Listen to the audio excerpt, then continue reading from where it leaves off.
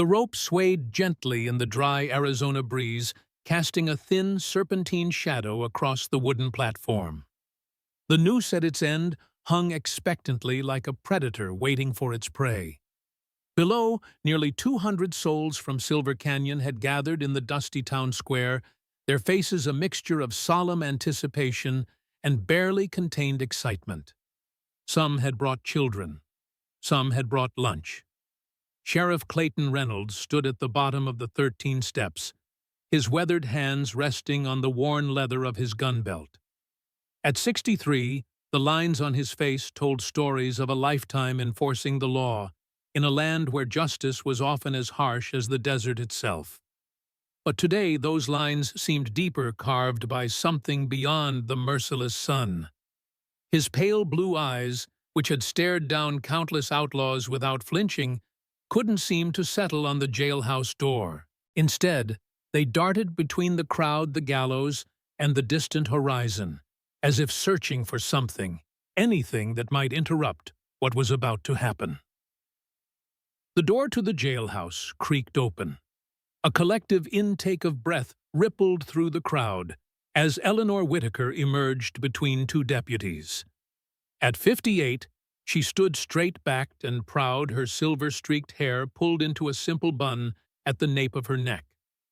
Her faded blue dress, once the color of cornflowers, hung loosely on her frame, evidence of 3 weeks in a cell with barely enough food to keep her alive. But it was her eyes that caught everyone's attention. Those deep blue eyes, clear as desert skies, and just as vast, gazed steadily ahead, revealing neither fear nor defeat. The crowd's murmurs grew louder. Thief? Apache lover? Hang the witch. Eleanor walked with measured steps, her ankle chains rattling with each movement. When she passed Sheriff Reynolds, their eyes met briefly, a single moment, suspended in time. Neither spoke, but something passed between them quick as lightning and just as powerful.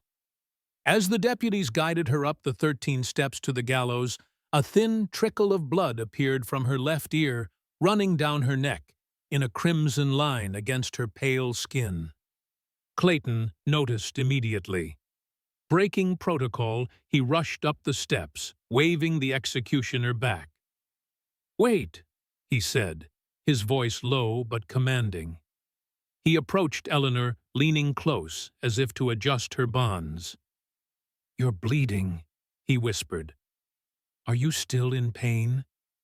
Eleanor's eyes widened slightly. "Yes," she murmured back. "Ever since you hit me in the cell." Clayton froze, his weathered face suddenly pale beneath his tan. "I never hit you, Ellie." Something changed in Eleanor's expression, understanding dawning like a cold sunrise. "Then someone who looked like you did," she whispered. "Someone who wanted me silent." Before Clayton could respond, Judge George Sullivan's voice boomed across the square. "Sheriff Reynolds, this is an execution, not a social call. Kindly step aside and allow justice to proceed." Sullivan sat on a specially constructed platform opposite the gallows, his black robes immaculate, his white beard precisely trimmed. At 70, he still commanded respect, with his physical presence alone. But those who looked closely might notice the almost imperceptible twitch of satisfaction at the corner of his mouth. Clayton reluctantly descended the steps, his mind racing. Someone had impersonated him to attack Eleanor in her cell, but who and why? As the hangman placed the noose around Eleanor's neck, she finally spoke, her voice carrying clearly across the suddenly hushed square. "I did not steal Edgar Thornton's money," she said, each word deliberate and strong. "But after today, this town will have stolen something far more valuable than gold or silver. It will have stolen its own soul." In the front row, Edgar Thornton shifted uncomfortably, his expensive suit stark against the dusty surroundings. At 65, his silver hair and patrician features gave him the appearance of respectability that wealth often confers. Only his eyes, cold and watchful, suggested something darker lurking beneath the banker's veneer. "Any last words, Mrs. Whitaker?" Judge Sullivan called out his tone, suggesting he expected none worth hearing. Eleanor's gaze moved beyond the crowd, beyond the town, to the distant horizon where a small dust cloud had appeared. "Only that the truth finds us all sooner or later," she replied, "even in Silver Canyon." The hangman reached for the lever. Clayton's hand moved unconsciously toward his gun, and in that moment, a single memory surfaced in Eleanor's mind, sharp and clear as desert air after rain. Silver Canyon, Arizona Territory, 1885. 20 years earlier, the winter had come early and brutal that year. Eleanor Whitaker stood at the window of her small cabin, watching snow pelt the barren landscape. Just 6 months in Arizona Territory, and already she questioned her decision to come west after the war. The cabin, purchased with the last of her husband's military pension, stood a mile from town, close enough for necessity, far enough for the solitude she craved. After a decade as an army nurse, tending to the broken bodies of the Civil War and then the frontier conflicts, Eleanor needed quiet. She touched the gold band she still wore, though James had been gone 3 years now. A skilled army surgeon with gentle hands and a fierce belief that all men were created equal, he'd died not in battle, but while saving a colored soldier everyone else had left for dead with gangrene. "There's only one color that matters in medicine, Ellie," he'd told her once, "and that's the red of the blood we all share." A sound outside interrupted her memories, something between a whimper and a moan. Eleanor frowned, reaching for the rifle she kept loaded beside the door. Raiders were rare in winter, but not unheard of. The noise came again, weaker this time. Eleanor wrapped her shawl tighter and stepped outside, rifle ready. The bitter wind nearly stole her breath as she followed the sound around to the woodshed. What she found froze her in place more effectively than any winter storm. 3 children huddled together against the woodpile. Their dark hair and copper skin immediately identified them as Apache. 2 boys and a girl, none older than 8 or 9, dressed in tattered clothes crusted with blood and dirt. Their eyes, when they looked up at her, held a combination of terror and resignation that no child's eyes should ever hold. Eleanor lowered her rifle immediately. "Dear God," she whispered. The smallest boy had an ugly wound across his shoulder. The girl's lips were blue with cold. The older boy, though clearly terrified, had positioned himself in front of the others, a broken stick clutched in his small hand like a weapon. Eleanor knew what had likely happened. 2 weeks earlier, she'd heard the soldiers in town speaking of a skirmish with a small band of Apache who had refused to relocate to the reservation. The military report claimed all hostiles had been neutralized. Clearly, not all. She knew what most people in Silver Canyon would do, either shoot the children where they sat or march them to the authorities, which would amount to the same thing in the end. The hatred between settlers and Apache ran deep-watered with blood on both sides. But as she looked at their frightened faces, Eleanor didn't see enemies or savages. She saw children, cold, hungry, and injured. She saw patience. "You're safe now," she said softly, setting the rifle aside. She held out her hands, palms up. "I won't hurt you." And the oldest boy's expression didn't change, but his grip tightened on the stick. Eleanor pointed to herself. "Eleanor." Then she pointed to the cabin. "Food. Medicine." She mimicked eating, then pointed to the boy's wounded friend. For several long moments no one moved. Then the small boy with the shoulder wound swayed and collapsed sideways into the snow. That decided it. Eleanor stepped forward, ignoring the stick the older boy thrust toward her. With gentle efficiency, she gathered the wounded child in her arms. "Come," she said to the others, jerking her head toward the cabin. "Now, or he dies." Whether they understood her words or merely her intent, the remaining children followed, leaving small footprints in the snow that the storm quickly erased. By morning, all evidence of their arrival had vanished. But Eleanor's life had changed forever. She named them after they recovered enough to communicate. The oldest boy, with serious eyes that seemed to evaluate everything, called himself Joseph. He was approximately 8 years old and clearly considered himself protector of the others. The girl, slender and watchful, was Maria. Her quick intelligence showed in how rapidly she picked up English words, though she rarely spoke them. The youngest boy, whose shoulder wound had developed infection that Eleanor battled for weeks, was Caleb. Once recovered, he revealed a sunny disposition at odds with the circumstances that had brought him to her door. Eleanor learned they were cousins, the sole survivors of what hadn't been a skirmish, but a massacre. Soldiers had surrounded their small family camp before dawn, shooting indiscriminately. The children had escaped only because Maria's grandmother had hidden them in a storage pit beneath their wickiup before being killed herself. They'd wandered for days before finding Eleanor's cabin. Eleanor knew what keeping Apache children meant. In Silver Canyon, with its history of raids and counter-raids, it would be seen as nothing short of treason. But she couldn't turn them away, not as a nurse, not as a human being, and not as someone who had promised James she would honor his belief in the equal value of all lives. So she made them a promise, speaking slowly, so Joseph could translate for the others.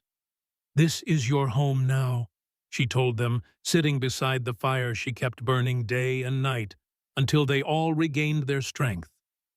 "I will protect you. I will teach you. And I will love you as my own, because that's what you are now. My children." Joseph's face remained solemn, but he nodded once, a single grave acknowledgement of her pledge. Eleanor knew enough about Apache culture to understand what this meant. A debt had been established. She had saved their lives. Now those lives were bound to hers. What she didn't realize yet was how that bond would one day save her in return. The reaction from Silver Canyon was swift and brutal.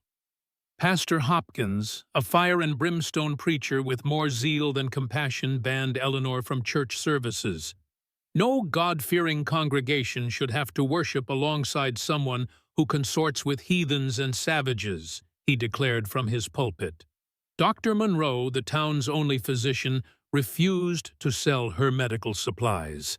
"You want to patch up little Injuns, do it without my help," he'd said, slamming his store's door in her face. Customers who had previously bought vegetables from her garden or commissioned her skilled needlework suddenly found reasons to shop elsewhere. Women crossed the street to avoid speaking to her. Men spat on the ground as she passed. Within a month, Eleanor had gone from being the respected widow of an army surgeon to a complete outcast. One evening, returning from a futile trip to town, where even the general store had refused to sell her flour, Eleanor found Joseph sitting on the porch steps, his young face grave beyond its years. "They hate us," he said simply. "You should send us away." Eleanor set down her empty basket and sat beside him. "Do you know what my husband used to say about hate, Joseph?" The boy shook his head. "He said hate is like a man dying of thirst who drinks sea water. It looks like it will save him, but it only makes him thirstier until it kills him." Joseph considered this. "But they hurt you because of us. They hurt themselves more," Eleanor replied. "And one day they'll understand that." "What if they don't?" Eleanor put her arm around his thin shoulders. "Then we'll have lived by what we know is right, and there's power in that, more power than in all their hate." As they sat together, watching the sunset paint the distant mesas gold and crimson, Eleanor felt a certainty that transcended the day's humiliations.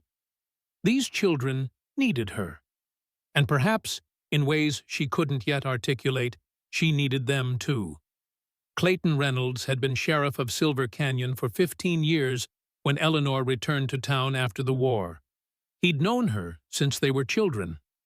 In Ohio, had loved her quietly through her courtship and marriage to James Whitaker, had even corresponded with her occasionally during the war years. When she purchased the old Weber cabin outside town, Clayton had felt a rush of emotions he'd thought long buried. Perhaps with time and patience they might rediscover what he'd always felt simmered between them. Then she'd taken in the Apache children, and everything changed. As sheriff, he was expected to enforce not just the law, but the town's unspoken social code. That code had no room for a white woman raising Indian children as her own. The day Pastor Hopkins came storming into his office demanding he do something about that Whitaker woman and her savages, Clayton felt the full weight of his badge pressing against his chest like a stone.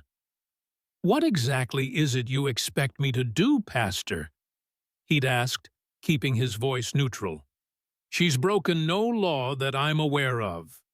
Hopkins's face had flushed crimson above his clerical collar. "She's harboring Indians outside the reservation system. That's federal law. Those are children, not warriors," Clayton had replied, "and the law allows for adoption of Indian children by white families in certain circumstances." Adoption, Hopkins had practically spat the word. "She's raising them Indian, not Christian, teaching them their heathen ways right under our noses." Clayton had stood then signaling the end of the conversation. "When Mrs. Whitaker breaks a law, I'll be the first to act. Until then, I suggest you focus on saving souls that want saving, Pastor." After Hopkins left, Clayton had slumped in his chair, removal of his hat revealing thinning gray hair and a deeply lined forehead. He'd meant what he said he wouldn't persecute Eleanor for an act of compassion, but neither could he openly support her, not if he wanted to remain effective as sheriff in a town seething with anti-Apache sentiment. So he'd found middle ground. When Eleanor couldn't buy supplies in town, anonymous packages would appear on her porch flour, sugar, coffee ammunition. When local toughs started talking about running out the Injun lover, Clayton made sure his deputies patrolled near her property. It wasn't enough. It wasn't what she deserved. But it was all he could offer, while wearing the badge that stood between Silver Canyon and complete lawlessness. And each night, as he sat alone in his small room behind the jailhouse, Clayton Reynolds wondered if the price of keeping peace was too high, when it meant watching the only woman he'd ever loved suffer in silence. On a cool autumn evening in 1888, 3 years after the children had come to her, Eleanor sat on her cabin's porch with a kerosene lamp, helping them with their reading. Joseph, now 11, read from James's old medical textbook, his pronunciation careful and precise. Maria, 10, preferred Eleanor's worn Bible, her fingers tracing the words as she read. Caleb, 9, struggled the most with reading, but compensated with an almost photographic memory for stories he'd heard. "Why did the doctor save the enemy soldier?" Caleb asked suddenly, looking up from the journal of James that Eleanor had been helping him read. Eleanor paused. The journal entry described James treating a gravely wounded Confederate soldier when Union medical supplies were already stretched thin. "What makes you think the soldier was an enemy?" she asked. Caleb frowned. He wore the gray coat, the enemy coat. Eleanor set aside her mending and met the boy's confused gaze. "In war, men create enemies out of neighbors. In peace, we can create friendship out of strangers." She touched the journal gently. Dr. James didn't see an enemy. He saw a man who needed help. Caleb was quiet for a long moment. Then, with the directness of childhood, he said, Like how you saw us. Eleanor felt her throat tighten. Yes, she said simply, like that. Later that night, after the children were asleep, Eleanor sat at her small table with James's Bible. It had been his constant companion through the war, and she'd found comfort in reading it since his death. As she turned the well-worn pages, a folded paper she'd never noticed before slipped from between Psalms 31 and 32. Curious, Eleanor unfolded it carefully. It was a letter written on military stationery dated just 2 weeks before James's death. Dr. Whitaker, I find myself in need of confession, and you, as both a man of science and evident moral conviction, seem the appropriate recipient. The Apache encampment at White Rock Canyon was not as officially reported, engaged in hostilities against settlers or military personnel. Intelligence confirmed they were a peaceful band who had refused reservation placement but had committed no depredations. The order to eliminate them came after silver deposits were discovered on their traditional lands. Certain interests in Washington and territorial government deemed removal necessary for progress. I followed orders. God help me, I followed orders. 32 men, women, and children died so that silver might be mined. I cannot make this public without destroying my career and possibly facing court-martial. But I cannot keep silent entirely, hence this letter. May God forgive what men cannot. Colonel Howard Terrence, 7th Cavalry.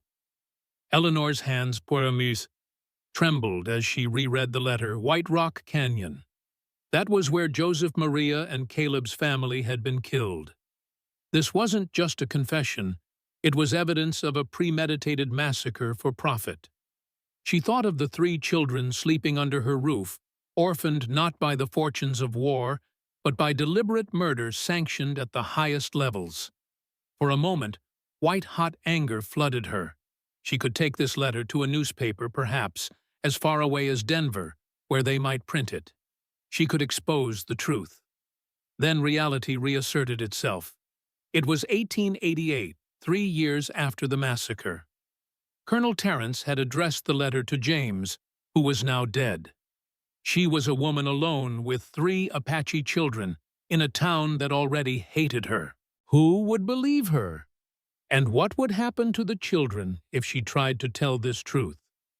With shaking hands, Eleanor refolded the letter and slipped it back into the Bible. Someday, perhaps the time would be right to reveal what really happened at White Rock Canyon. But not now. Not when doing so might cost 3 more innocent lives. That night, she dreamed of James. He stood at the foot of her bed, his kind eyes sad but understanding. The truth has its own time, Ellie, he seemed to say, and its own way of coming to light. She woke with tears on her cheeks, but a sense of peace in her heart. She would protect the children. She would teach them. And someday, when they were grown and strong, perhaps they would help her bring justice for their people. It was a slim hope, but hope nonetheless. The next 12 years passed in a rhythm of seasons that shaped the children as they grew into young adults. Joseph, serious and methodical, devoured every book Eleanor could find for him. His favorites were James's law books, dense tomes on territorial statutes and federal Indian policy that would have bored most boys his age, but fascinated him. Laws are weapons, he told Eleanor one evening when she asked about his interest. They've been used against my people. I want to learn to use them to protect instead. By 18, he had apprenticed himself to Judge Sullivan's clerk, earning grudging respect for his meticulous work and unfailing politeness. When Sullivan discovered Joseph's heritage, which the young man had never hidden but never volunteered, he was dismissed immediately. Undeterred, Joseph saved every penny from odd jobs until he had enough to travel to Denver, where a Quaker lawyer had agreed to take him as a student.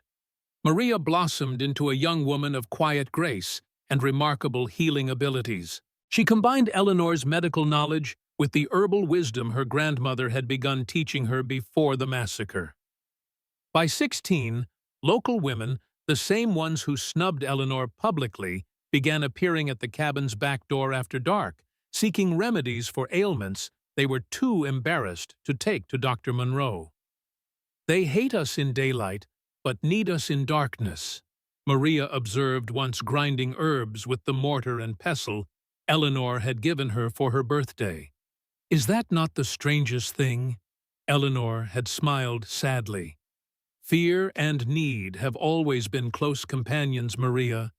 We fear what we don't understand, but need has a way of pushing fear aside when it grows strong enough."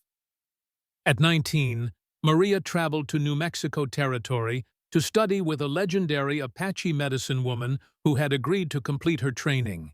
She returned with deeper knowledge and a serene confidence that allowed her to move between worlds with remarkable ease. Caleb the youngest grew into a young man of extraordinary physical gifts.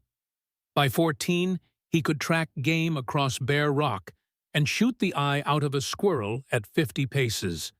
He spoke the least of the three, but observed everything, his amber eyes missing nothing that moved within his sight. When he was 17, a U.S. cavalry officer passing through Silver Canyon witnessed Caleb tracking a mountain lion that had been killing local livestock. Impressed by the young man's skills, he offered him a position as a scout with the Arizona Border Guard, a mixed unit of whites, Mexicans, and friendly Indians who patrolled the territory's southern boundaries.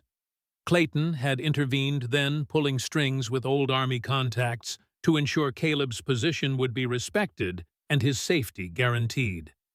It was one of the few times he'd directly involved himself in the children's lives, and Eleanor had been deeply grateful.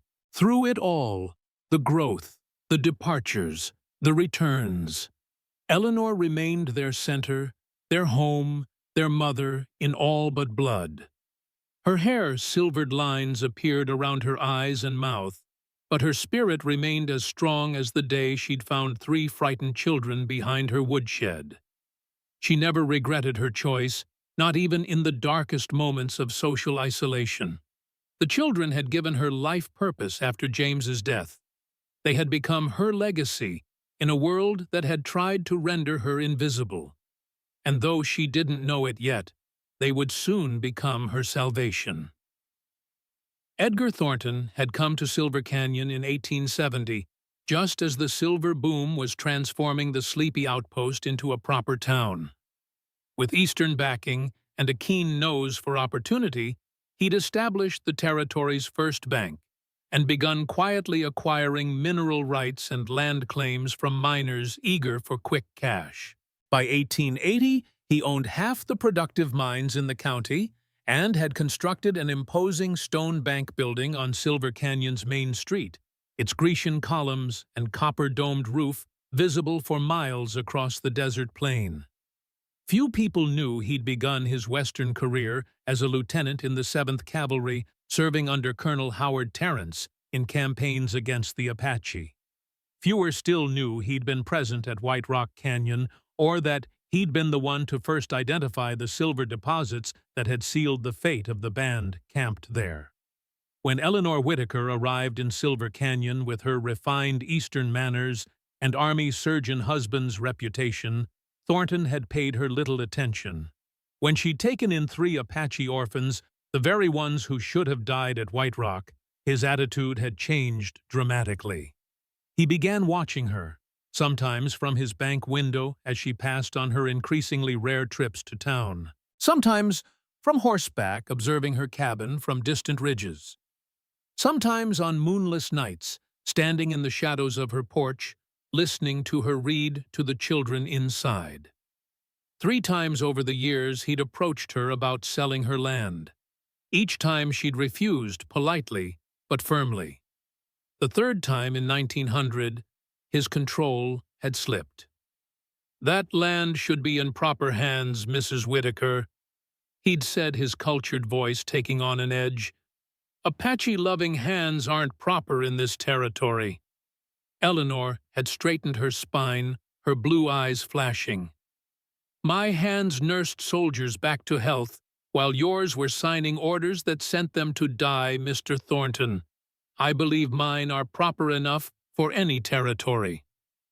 He'd left without another word, but the look in his eyes had prompted Eleanor to begin keeping her rifle loaded and close at hand.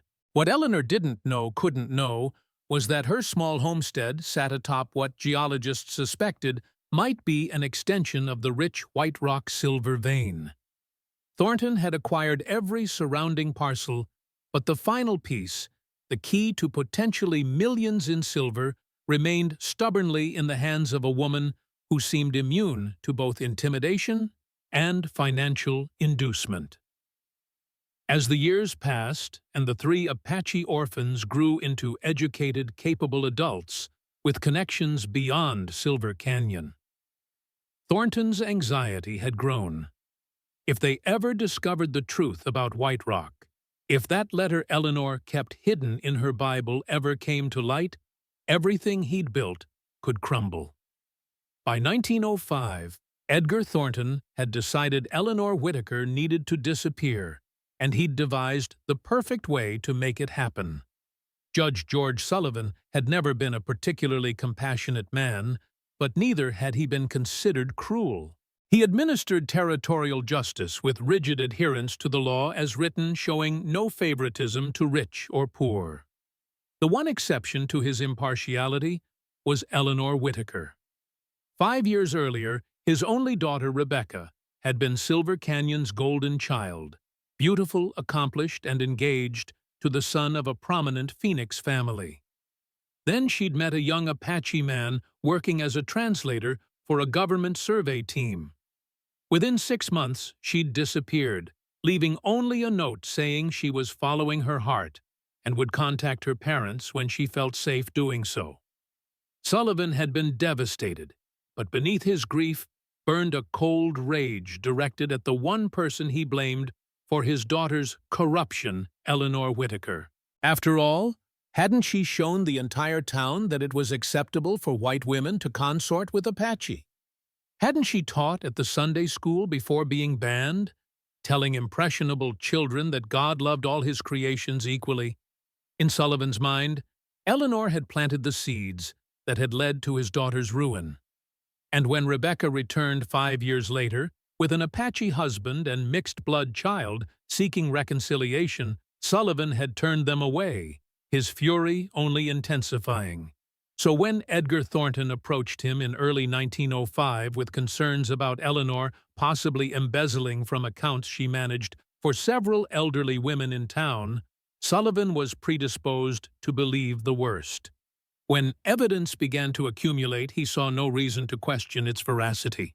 And when the final pieces fell into place, a silver letter opener from his bank found in Eleanor's cabin financial records showing withdrawals.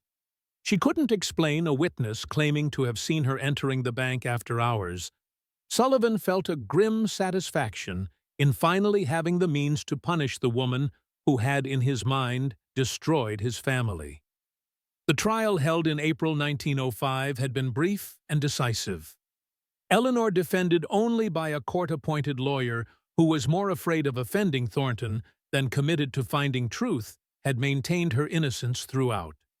But faced with seemingly incontrovertible evidence and a judge who had already decided her guilt, the outcome was never in doubt. On April 15, 1905, Eleanor Whitaker was convicted of theft and embezzlement and sentenced to hang on May 7th. An appeal to the territorial governor was swiftly denied thanks to Thornton's political connections. As Eleanor was led from the courtroom, she'd looked directly at Judge Sullivan and said quietly, "I forgive you, George. I hope one day you can forgive yourself." Those words had haunted Sullivan more than he cared to admit, echoing in his mind during sleepless nights as the execution date approached. The night before her scheduled hanging, Eleanor sat on her narrow cot in Silver Canyon's small jail, listening to the desert wind whistle through the building's adobe walls. 3 weeks of imprisonment had left her thinner, but not broken. She had made peace with the possibility of death long ago during the war, when she'd watched countless young men take their final breaths in field hospitals. What troubled her was not her own fate, but the knowledge that her death would leave the truth of White Rock Canyon buried, perhaps forever. Joseph, Maria, and Caleb deserved to know what had really happened to their families.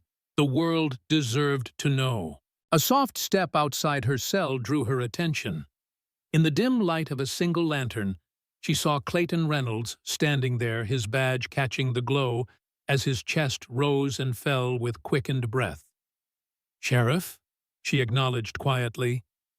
"Eleanor." His voice was rough with emotion. "I needed to see you." She moved to the bars close enough that she could smell the familiar scent of tobacco and leather that had always clung to him. "Have you come to say goodbye, Clayton?" He flinched as if struck. "I've come to tell you I don't believe you're guilty. I never did." Eleanor smiled sadly. "Yet here I am, scheduled to hang in the morning. I've tried everything, Ellie, called in every favor, written to the governor myself. But Thornton has too much influence, and Sullivan—" He trailed off. "Sullivan blames me for Rebecca." Eleanor finished for him. "I know." Clayton's weathered face crumpled slightly. "It's not right. None of this is right." Eleanor reached through the bars and touched his cheek gently. It was the first time in 20 years she had initiated physical contact with him, and she felt him freeze beneath her fingertips. "I need to ask you something, Clayton. Something important." He covered her hand with his own, pressing it against his face for a moment before stepping back. "Anything. I've sent letters to Joseph, Maria, and Caleb, but I don't know if they'll arrive in time. If, after tomorrow, they come looking for answers, will you help them?" "Of course. But there's a letter." She continued, her voice dropping to a whisper. "Hidden in James's Bible between Psalms 31 and 32. It explains everything, why their families were killed, why Thornton wants my land, all of it." She gripped the bars tightly. "Promise me you'll make sure they find it." Clayton's expression shifted from sorrow to confusion. "What are you saying, Ellie? What does Thornton have to do with White Rock Canyon?" Before she could answer, the outer door to the jail opened and Deputy Frank Miller entered carrying a tray with Eleanor's final meal. "Sheriff," Miller nodded, looking uncomfortable at finding his boss visiting the condemned woman. "Judge Sullivan sent this over. Said even the guilty deserve a decent last meal." Clayton stepped back the moment broken. "Thank you, Frank. I was just leaving." As he turned to go, Eleanor called after him softly, "You never answered my question, Clayton. Will you help them find the truth?" He paused at the door, silhouetted against the night sky beyond. "I will, Ellie. I swear it on my life." After he left, Eleanor sat with the untouched meal, her mind not on food, but on the dust cloud she'd seen that afternoon from her cell window. A rider pushing hard from the east, too far to identify but moving with purpose. Hope that most fragile of emotions stirred in her chest. Perhaps her letters had reached their destinations after all. Perhaps tomorrow would bring not an ending, but a revelation. She closed her eyes and prayed not for herself, but for justice, long delayed. The dust cloud belonged to Joseph. At 28, he cut an impressive figure astride his black gelding. Years in Denver had transformed the serious boy into a formidable man, tall, broad-shouldered, with features that reflected his Apache heritage, but clothing that spoke of professional success. His dark hair was cut short in the white man style, and wire-rimmed spectacles sat upon his straight nose, giving him a scholarly appearance that belied his physical strength. He'd received Eleanor's letter just 4 days earlier, its contents so alarming he'd left his law practice without explanation and ridden day and night to reach Silver Canyon. The letter had been brief but chilling. My dearest Joseph, by the time you receive this, I may have very little time left. I have been convicted of theft and sentenced to hang on May 7th. I am innocent, but evidence has been manufactured with skill and presented with conviction. The truth lies not in what I allegedly stole, but in what lies beneath our land. The same thing that was beneath White Rock Canyon. The same reason your family died. Edgar Thornton knows I have proof of what really happened that day. He fears what might happen if it comes to light. I believe he has orchestrated this entire affair to silence me and claim our land. If I am gone before you arrive, look in your father's Bible between Psalms 31 and 32. The truth is there, and it must not die with me. All my love, Mother Joseph had known something was wrong even before the letter arrived. For weeks, he'd been plagued by dreams of Eleanor in danger, calling his name. The Apache believed such dreams were warnings from ancestors, and though Joseph's education had taught him skepticism, he could not dismiss the sense of urgency that had gripped him. Now, as Silver Canyon appeared on the horizon, that urgency became nearly overwhelming. He spurred his exhausted horse onward, praying he wasn't too late. But as the town's buildings came into focus, so too did the crowd gathered in the square, and at its center, a wooden structure that could only be a gallows. Joseph's heart crashed against his ribs. He was cutting it too close, far too close. As he thundered into town, people scattered before his charging horse. He caught glimpses of startled faces, heard shouts of alarm, but focused solely on the platform where a woman in a faded blue dress stood with a noose around her neck. "Stop!" he roared, his voice carrying across the square, with the authority he'd cultivated in courtrooms across the West.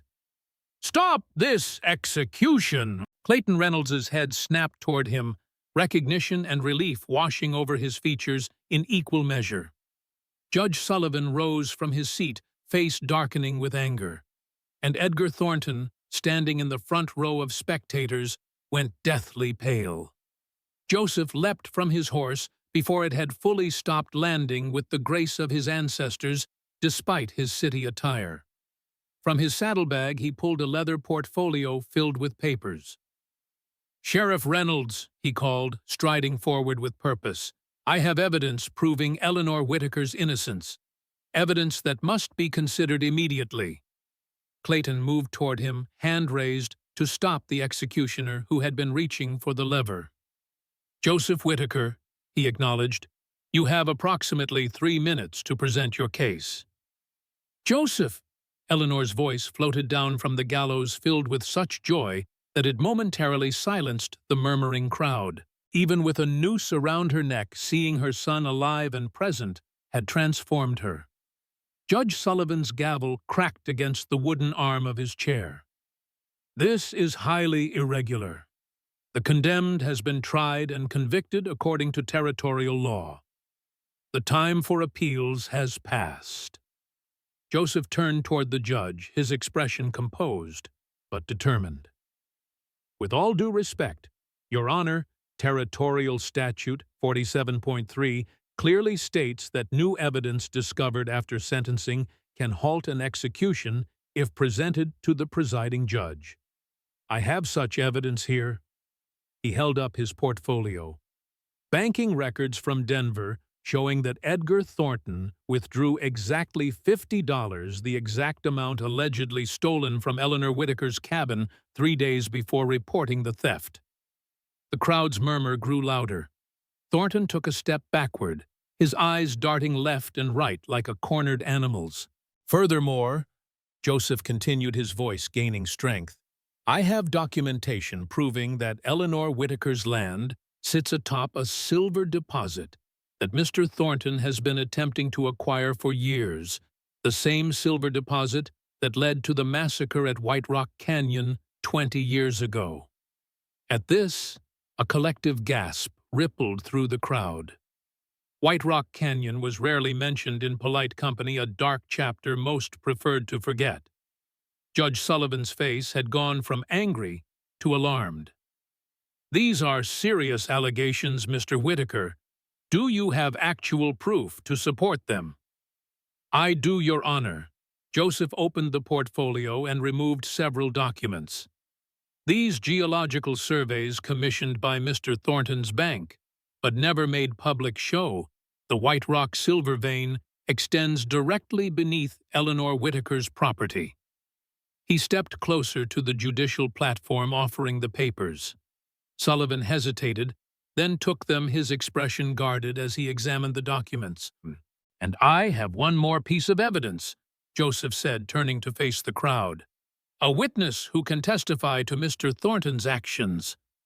From beside the general store stepped a slender figure in a simple blue dress, Maria, her long black hair braided with silver threads that caught the sunlight. At 27, she moved with quiet dignity, her presence commanding attention without seeking it. "I arrived in Silver Canyon 2 weeks ago," she stated, her clear voice carrying across the suddenly hushed square. "I came because I sensed my mother was in danger. I took a position as a housekeeper in Edgar Thornton's home, using a different name." Thornton's face contorted with shock and rage as he recognized the quiet woman who had been cleaning his house and serving his meals for the past fortnight. "3 nights ago," Maria continued, "I witnessed Mr. Thornton remove $50 from his safe, place it in a pouch, and leave his house well after midnight. I followed him to my mother's cabin, where he broke in through the back window and placed the money in her medicine cabinet." The crowd erupted in confused shouting. Some called Maria a liar, while others demanded Thornton respond to the accusation. Clayton raised his hands for quiet. "Let her finish," he commanded, his voice cutting through the chaos. Maria's steady gaze never left Thornton as she delivered her final revelation. "I also heard Mr. Thornton speaking to himself as he worked in his study late at night. He mentioned White Rock Canyon repeatedly, and how he wouldn't let that Whitaker woman ruin everything with her damned letter." Thornton lunged forward, suddenly reaching inside his jacket. A flash of metal caught the sunlight. A small derringer pointed directly at Joseph. "Lies!" he shouted, his cultured voice cracking with panic. "All lies from these savages!" Before anyone could react, a shot rang out from somewhere above the crowd. Thornton screamed, the derringer flying from his hand, as blood bloomed from his wrist. All eyes turned to the roof of the general store where Caleb Whitaker knelt. With a rifle, his amber eyes narrowed in concentration. At 26, he had grown into a man of lethal precision, his Apache heritage evident in his movements and the intensity of his gaze. "The next one goes between your eyes." "Thornton," he called down, his voice calm but carrying the weight of absolute certainty. "Don't test me." In the shocked silence that followed, Eleanor's voice rang out from the gallows platform. "It's over, Edgar," she said, her tone almost gentle. "The truth has found you just as I said it would." In the stunned silence that followed, Caleb's shot time seemed suspended over Silver Canyon's dusty square. Edgar Thornton clutched his bleeding wrist, his face a mask of pain and fury. The derringer lay in the dirt several feet away, its pearl handle gleaming in the merciless sunlight. Sheriff Clayton Reynolds moved first, crossing to Thornton with purposeful strides. He kicked the small pistol further away before addressing the banker.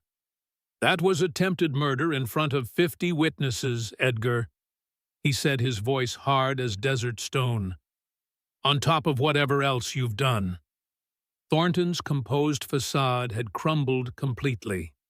Sweat beaded on his forehead despite the dry air, and his eyes darted frantically between the three Whitaker siblings, who now stood arrayed against him: Joseph, with his damning documents, Maria, with her witness testimony, and Caleb, with his deadly aim still trained from above. "This is absurd," Thornton's sputtered voice, rising to a pitch that betrayed his panic.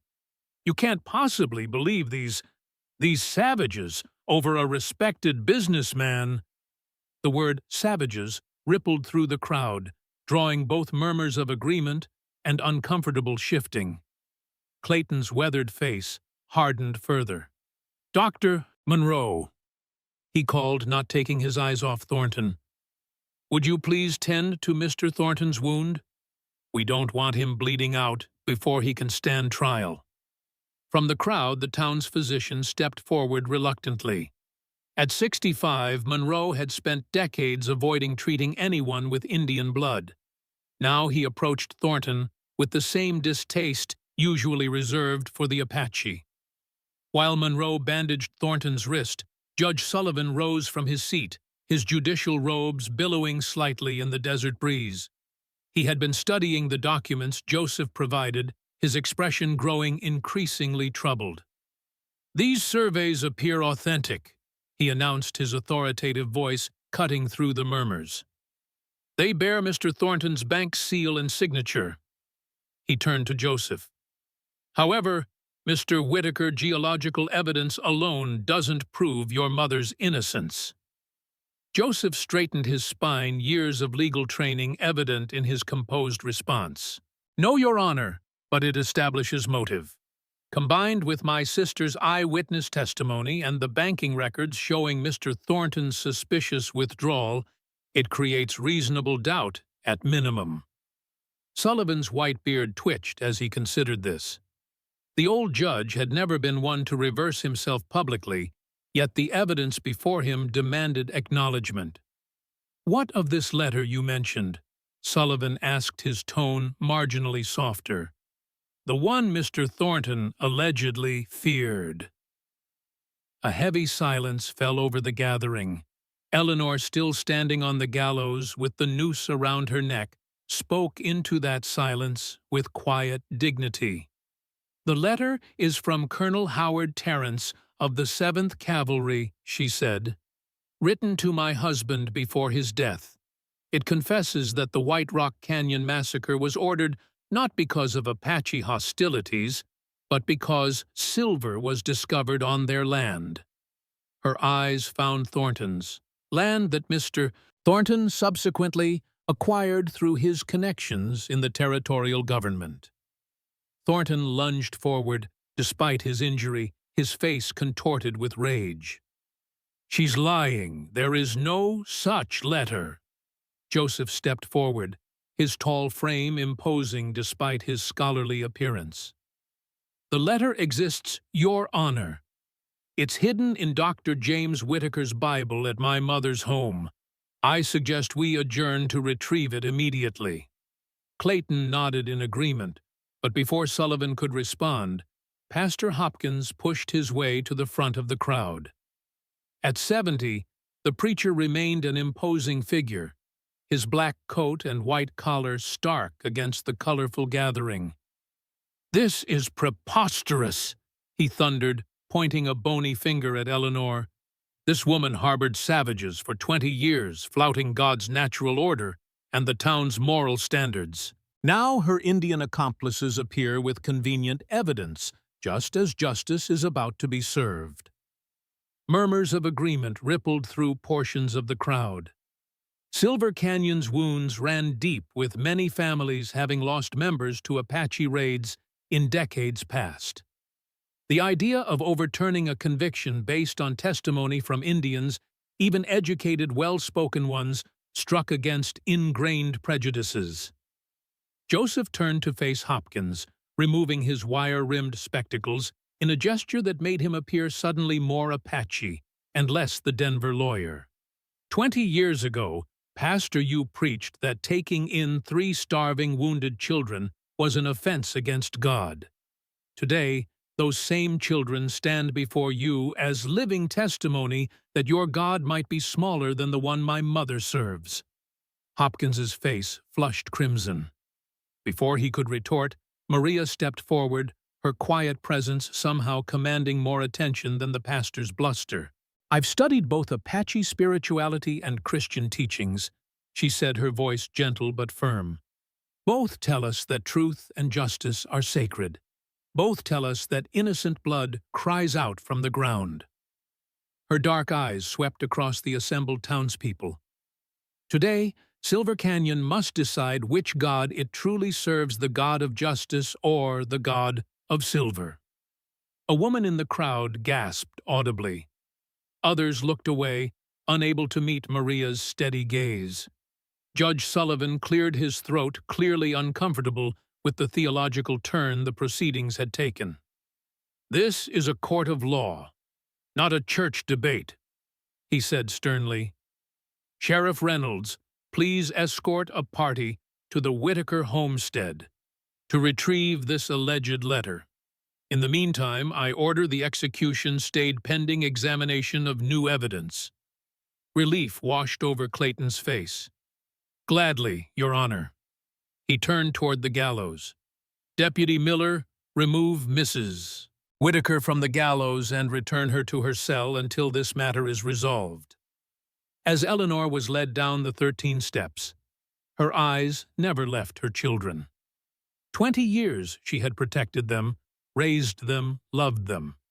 Now they stood protecting her 3 pillars of strength where once had been 3 frightened orphans. Whatever happened next, this moment alone, justified every sacrifice she had made. Edgar Thornton watched the scene unfold with growing desperation. If they found the letter, if its contents were revealed publicly, he would lose everything. His wealth, his standing, possibly his freedom. 20 years of careful planning and meticulous image building would crumble like the desert dust beneath his polished boots. As Deputy Miller led Eleanor past him toward the jailhouse, Thornton lunged suddenly, his uninjured hand grasping at her arm. "This isn't over, Whitaker," he hissed, his cultured voice distorted by fear and rage. "You'll never—" His words cut off abruptly as Clayton's hand closed around his throat, lifting him nearly off his feet, despite the sheriff's advanced age. Few in Silver Canyon remembered that, before the badge, Clayton Reynolds had been a legendary brawler in mining camps across the territory. "Touch her again," Clayton said, his voice low and deadly, "and you'll need more than a bandage banker."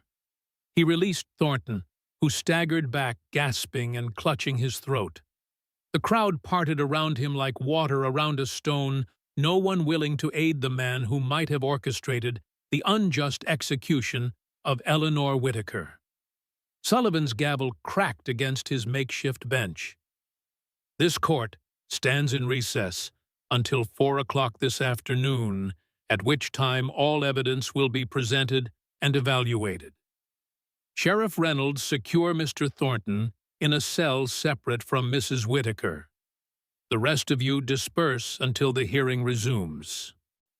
As the crowd reluctantly began to scatter, Joseph, Maria, and Caleb converged near the jailhouse steps, their reunion, after months apart, overshadowed by the gravity of the situation. "How did you know to come?" Joseph asked Caleb, clasping his younger brother's shoulder. Caleb's expression, normally guarded around others, softened slightly. "The same way you did, brother. Mother's letter reached me at Fort Apache 3 days ago. I rode without stopping." Maria nodded. "I felt it before any letter arrived. 2 weeks ago, I woke from a dream of Mother standing beneath a hanging tree. Grandmother always said some dreams are warnings. I left immediately." Joseph glanced toward the jailhouse where both Eleanor and Thornton were now confined. "We still need that letter. It's the final piece that connects Thornton directly to White Rock." "I'll accompany the sheriff's party to the homestead," Caleb offered. "No one knows that land better than I do." Maria's dark eyes followed Judge Sullivan as he made his way toward the town's only hotel. "I worry about the judge. He has reason to hate Mother because of Rebecca." Joseph's expression darkened. Sullivan is bound by law, if not by fairness. With all three of us testifying, plus the banking records and survey documents, he cannot easily dismiss our case. He adjusted his spectacles thoughtfully. But you're right to be concerned. The letter is crucial. Clayton emerged from the jailhouse, his face grim but determined. Joseph, Maria, Caleb. He greeted them formally, though his eyes held warmth he couldn't publicly express. I've deputized 4 men to accompany us to the homestead. We leave in 10 minutes. Joseph nodded. Caleb will go with you. Maria and I will remain here to ensure no accidents befall Mother while you're gone. Clayton's eyes flicked to the jailhouse, understanding immediately. Thornton still had allies in town, and Eleanor remained vulnerable. Good thinking. We'll return as quickly as possible. As Clayton and Caleb prepared to depart, Maria touched Joseph's arm lightly. Brother, there's something else you should know. Something I discovered while working in Thornton's house. Joseph raised an eyebrow, waiting. Thornton has been communicating regularly with someone in Phoenix, someone with political connections. The last telegram I saw mentioned ensuring W remains silent permanently. Joseph's expression hardened. W could be Whitaker. That was my thought as well, but there's more. Maria lowered her voice further. I found a territorial marshal's badge and uniform hidden in Thornton's study. It was covered in dust, as if it hadn't been used in years. Joseph's mind raced, connecting pieces of a puzzle that had seemed disparate until now. Thornton was military before he was a banker. He could have transferred to the marshals after leaving the cavalry. Maria nodded. Which means his connections go beyond Silver Canyon, beyond even the territory. If we expose him, we risk exposing a conspiracy that might reach to Washington, Joseph finished grimly. All the more reason to secure that letter. It's not just Mother's life at stake anymore, but justice for everyone who died at White Rock. As they spoke, neither noticed the figure watching from the shadow of the general store, a lean man with cold eyes who slipped away toward the telegraph office as soon as their attention turned elsewhere. In the small jailhouse cell, Eleanor sat on the narrow cot, her hands folded calmly in her lap. The noose had left a raw mark around her neck, but her posture remained dignified, her spirit unbroken. Across the narrow corridor in the opposite cell, Edgar Thornton paced like a caged predator, 5 steps in one direction, 5 steps back. His bandaged wrist was held close to his chest, and his previously immaculate suit was stained with dirt and blood. "You've ruined everything," he said, finally stopping to glare at Eleanor through the iron bars. 20 years of work destroyed because you couldn't leave well enough alone. Eleanor regarded him with something close to pity. You murdered innocent people for Silver Edgar. There is nothing well enough about that. Thornton's handsome face twisted. Progress demands sacrifice. Those Apache were obstacles to civilization, to progress. The territory needed that silver for development, for growth. And you needed it for wealth and power, Eleanor countered softly. Thornton resumed his pacing. What would you know of such things? A woman who threw away her position in society to raise 3 savages. He spat the last word like poison.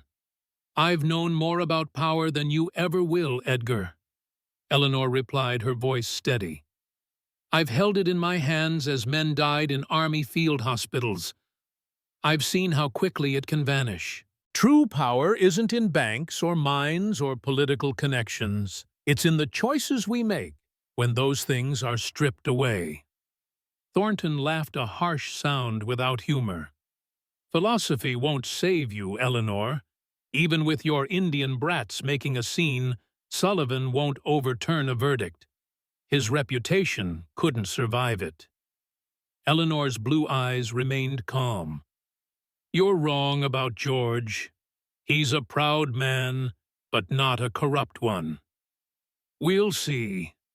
Thornton's thin smile sent a chill through the cell. "We'll see very soon." Before Eleanor could respond, the jailhouse door opened and Deputy Frank Miller entered. At 30, Miller was Clayton's most trusted deputy, a quiet man with a strong sense of duty. "Mrs. Whitaker," he said respectfully, "your daughter asked to see you. Judge Sullivan approved a brief visit." Maria entered behind him, carrying a small bundle wrapped in clean cloth. "I brought fresh bread and some of your healing salve for your neck, Mother," she said, her gentle voice a balm in the tense atmosphere. Miller unlocked Eleanor's cell, allowing Maria to enter. "15 minutes, Miss Whitaker," he said before retreating to his desk at the front of the building, giving them a semblance of privacy. As soon as they were alone, Maria embraced Eleanor tightly.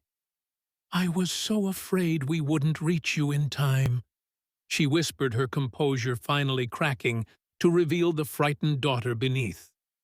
Eleanor stroked her hair, just as she had when Maria was a child waking from nightmares. "But you did, all three of you. My brave, brilliant children." Maria pulled back quickly, wiping away tears before turning to business. She unwrapped the bundle, revealing bread-dried fruit and a small pot of herbal salve. As she gently applied the salve to Eleanor's neck, she whispered, "Joseph and I believe Thornton has collaborators beyond Silver Canyon. He's been communicating with someone in Phoenix regularly." Eleanor nodded slightly. "The letter implicates Colonel Terrence directly, but also mentions interests in Washington and the territorial government. Thornton was just a lieutenant, then he couldn't have orchestrated the massacre alone."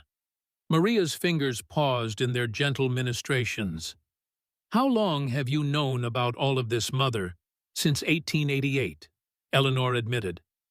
"I found the letter among your father's things. I kept it hidden because I feared what might happen to you three if I came forward."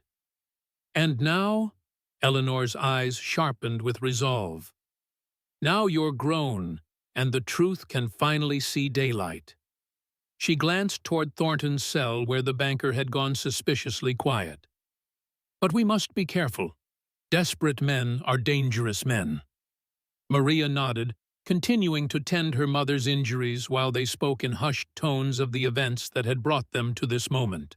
When Deputy Miller returned to end the visit, both women had regained their composure. "Thank you for the food and medicine," Eleanor said loudly as Maria gathered her things. Then more softly as they embraced again, "Watch Judge Sullivan. His hatred for me runs deeper than you know." Maria nodded imperceptibly before withdrawing from the cell. As she passed Thornton's cell, the banker spoke suddenly. "How is your grandmother's remedy for neck pain, Miss Whitaker? I hear hanging leaves quite the ache." Maria stopped, turning slowly to face him. In that moment, with the jailhouse's shadows accentuating her high cheekbones and proud bearing, she looked every inch an Apache warrior's daughter. "My grandmother died with a cavalry bullet in her heart at White Rock Canyon, Mr. Thornton," she replied, her voice cold as desert night. "She never had the chance to teach me that particular remedy." She left without another word, the jailhouse door closing behind her with the finality of a coffin lid. The ride to Eleanor's homestead took nearly an hour at a steady trot. Clayton led the way, with Caleb riding silently beside him and 4 deputized townsmen following behind. The landscape rolled past in waves of ochre and amber, dotted with the deep green of cacti and scrub brush. For most of the journey, the men rode in silence. The deputies, a blacksmith, a store clerk, a rancher, and a retired schoolteacher, had been chosen for their fairness and lack of close ties to either Thornton or Judge Sullivan. Still, their unease at riding alongside an Apache was evident in their stiff postures and averted eyes. Clayton glanced at Caleb, noting how the young man seemed to melt into the landscape despite his border guard uniform. There was something about the way he held himself alert, aware yet relaxed, that reminded Clayton of the best scouts he'd worked with during his early days as sheriff. "You've done well for yourself with the border guard," Clayton commented, breaking the silence. Caleb's amber eyes flicked toward him, assessing. "They value skill over bloodline, at least in the field. In town, I still eat at separate tables." Clayton nodded, understanding the unspoken complexity. The Arizona Border Guard employed many Indians and Mexicans for their tracking and language abilities, but social integration remained limited. "Your mother is proud of you. Speaks of your accomplishments whenever I see her." A rare smile touched Caleb's lips. "She writes to me every week, even when I can't reply for months. She never forgets any of us." They crested a small rise, and Eleanor's homestead came into view in the valley below. The cabin itself was modest, a two-room structure built of adobe and timber, but the surrounding land showed the careful stewardship of someone who understood desert growing. A vegetable garden thrived near a small spring, and fruit trees created an oasis of shade around the house. Neat fences enclosed both the garden and a small corral, where a mule and 2 goats grazed contentedly. "She's built something good here," Clayton said softly. "She built a home." Caleb corrected his voice, carrying a depth of meaning beyond the simple words. They dismounted in the yard, tethering their horses to the hitching post Eleanor had installed years ago. Clayton noticed the door stood slightly ajar, unusual for Eleanor, who was meticulous about security living alone. "Wait," Caleb said sharply, raising a hand as one of the deputies moved toward the entrance. The young Apache dismounted in a fluid motion and approached the door cautiously, examining the frame and ground before it. "Someone's been here recently," he announced, pointing to barely visible footprints in the hard-packed earth. "Heavy man, expensive boots, moving quickly." He pushed the door open wider with the barrel of his rifle. "And they didn't leave long ago." Clayton drew his revolver, signaling the deputies to spread out around the house. "Check the back," he ordered 2 of them, while he and Caleb approached the front entrance cautiously. The cabin's interior was dim after the bright sunlight, but as their eyes adjusted, both men caught their breath. The place had been ransacked. Eleanor's few pieces of furniture were overturned, her carefully preserved herbs torn from ceiling hooks and scattered across the floor.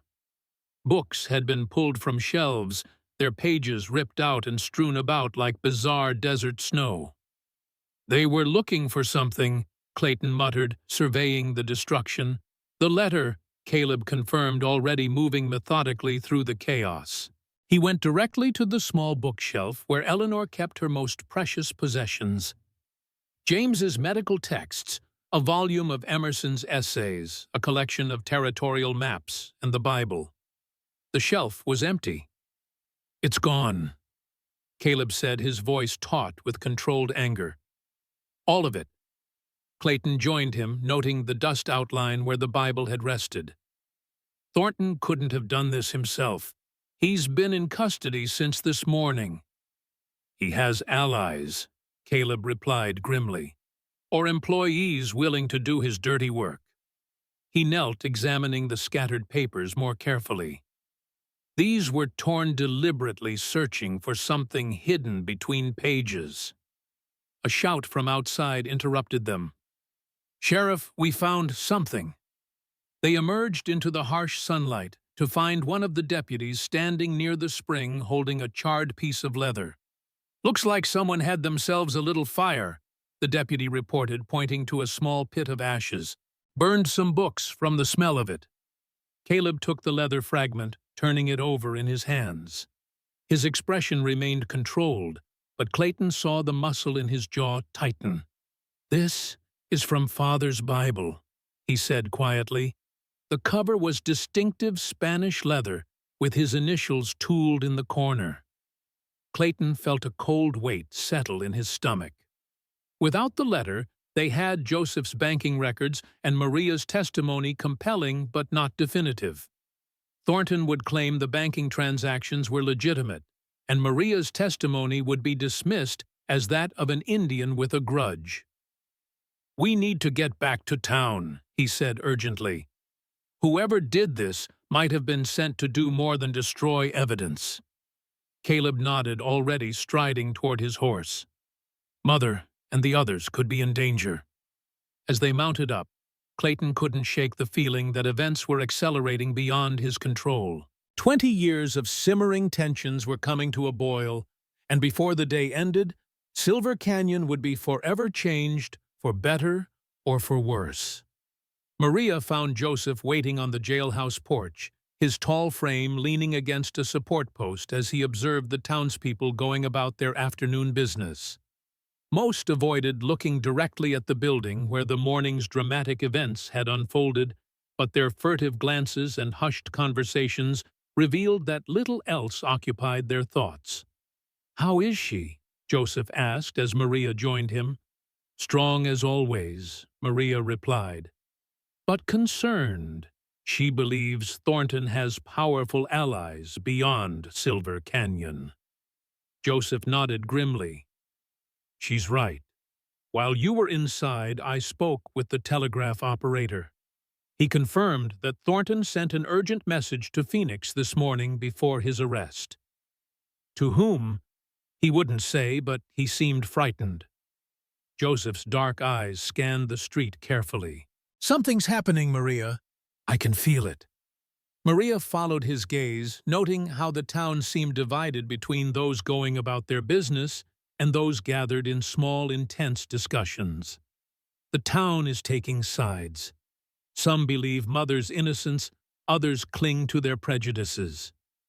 Joseph straightened as Judge Sullivan emerged from the hotel across the street, accompanied by Pastor Hopkins. The two elderly men were deep in conversation, Hopkins gesturing emphatically while Sullivan nodded with grave concentration. "The church and the law," Joseph observed. "Pillars of the community deciding Mother's fate over afternoon tea." Before Joseph could elaborate further, the town's lone attorney, Henry Dawson, approached them. At 40, Dawson was a mediocre lawyer, but the only one Silver Canyon had. He had offered only token defense for Eleanor during her trial, clearly intimidated by both Thornton and Sullivan. "Mr. Whitaker." "Miss Whitaker," he greeted them nervously, twisting his hat in his hands. I wanted to express that is, I hope you understand the position I was in during your mother's trial." Joseph regarded him coldly. "You were in the position of defending an innocent woman counselor, a position you abandoned at the first sign of resistance." Dawson flushed. "Thornton owns half the businesses in town. Sullivan controls the court. What could I have done?" "Your job," Maria said simply. The attorney winced, but persisted. "I'm trying to make amends. I've heard rumors that might help your mother's case." Despite his distaste for the man, Joseph's legal training demanded he consider any potential evidence. "What rumors?" Dawson glanced around nervously before speaking in a hushed tone. "Thornton isn't just a banker and mine owner. Before coming to Silver Canyon, he worked for the territorial governor's office, handling special projects. Some say he still does unofficially." Maria exchanged a meaningful look with Joseph. "What kind of special projects?" "The kind that don't appear in official records," Dawson replied. "Land acquisitions, resource surveys, sometimes. Removals of obstacles." "By obstacles, you mean people," Joseph clarified, his voice hard. Dawson nodded miserably. "Native settlements, small ranchers who wouldn't sell anyone in the way of what some call progress." Joseph considered this new information carefully. It aligned with the evidence they'd already gathered. Thornton as not merely a banker who had committed fraud and attempted murder, but potentially a government operative carrying out territorial policy by any means necessary. "Why tell us this now?" Maria asked, her perceptive gaze making Dawson fidget uncomfortably. "Because your brother is right. I failed in my duty to your mother. And because—" He hesitated, then continued in a rush. "Because my wife is half Mexican, and I know something of how this territory treats those it considers lesser. It's not right what happened to your people at White Rock. It's not right what nearly happened to your mother today." Before either could respond, the town's lone street erupted with hoofbeats as Clayton, Caleb, and the deputies galloped in from the direction of Eleanor's homestead. The grim expressions on their faces told Joseph everything he needed to know even before they dismounted. "The Bible's been destroyed," Caleb confirmed as he joined them. "Someone got there before us and burned it along with many of Mother's other possessions." Joseph felt a cold weight settle in his stomach.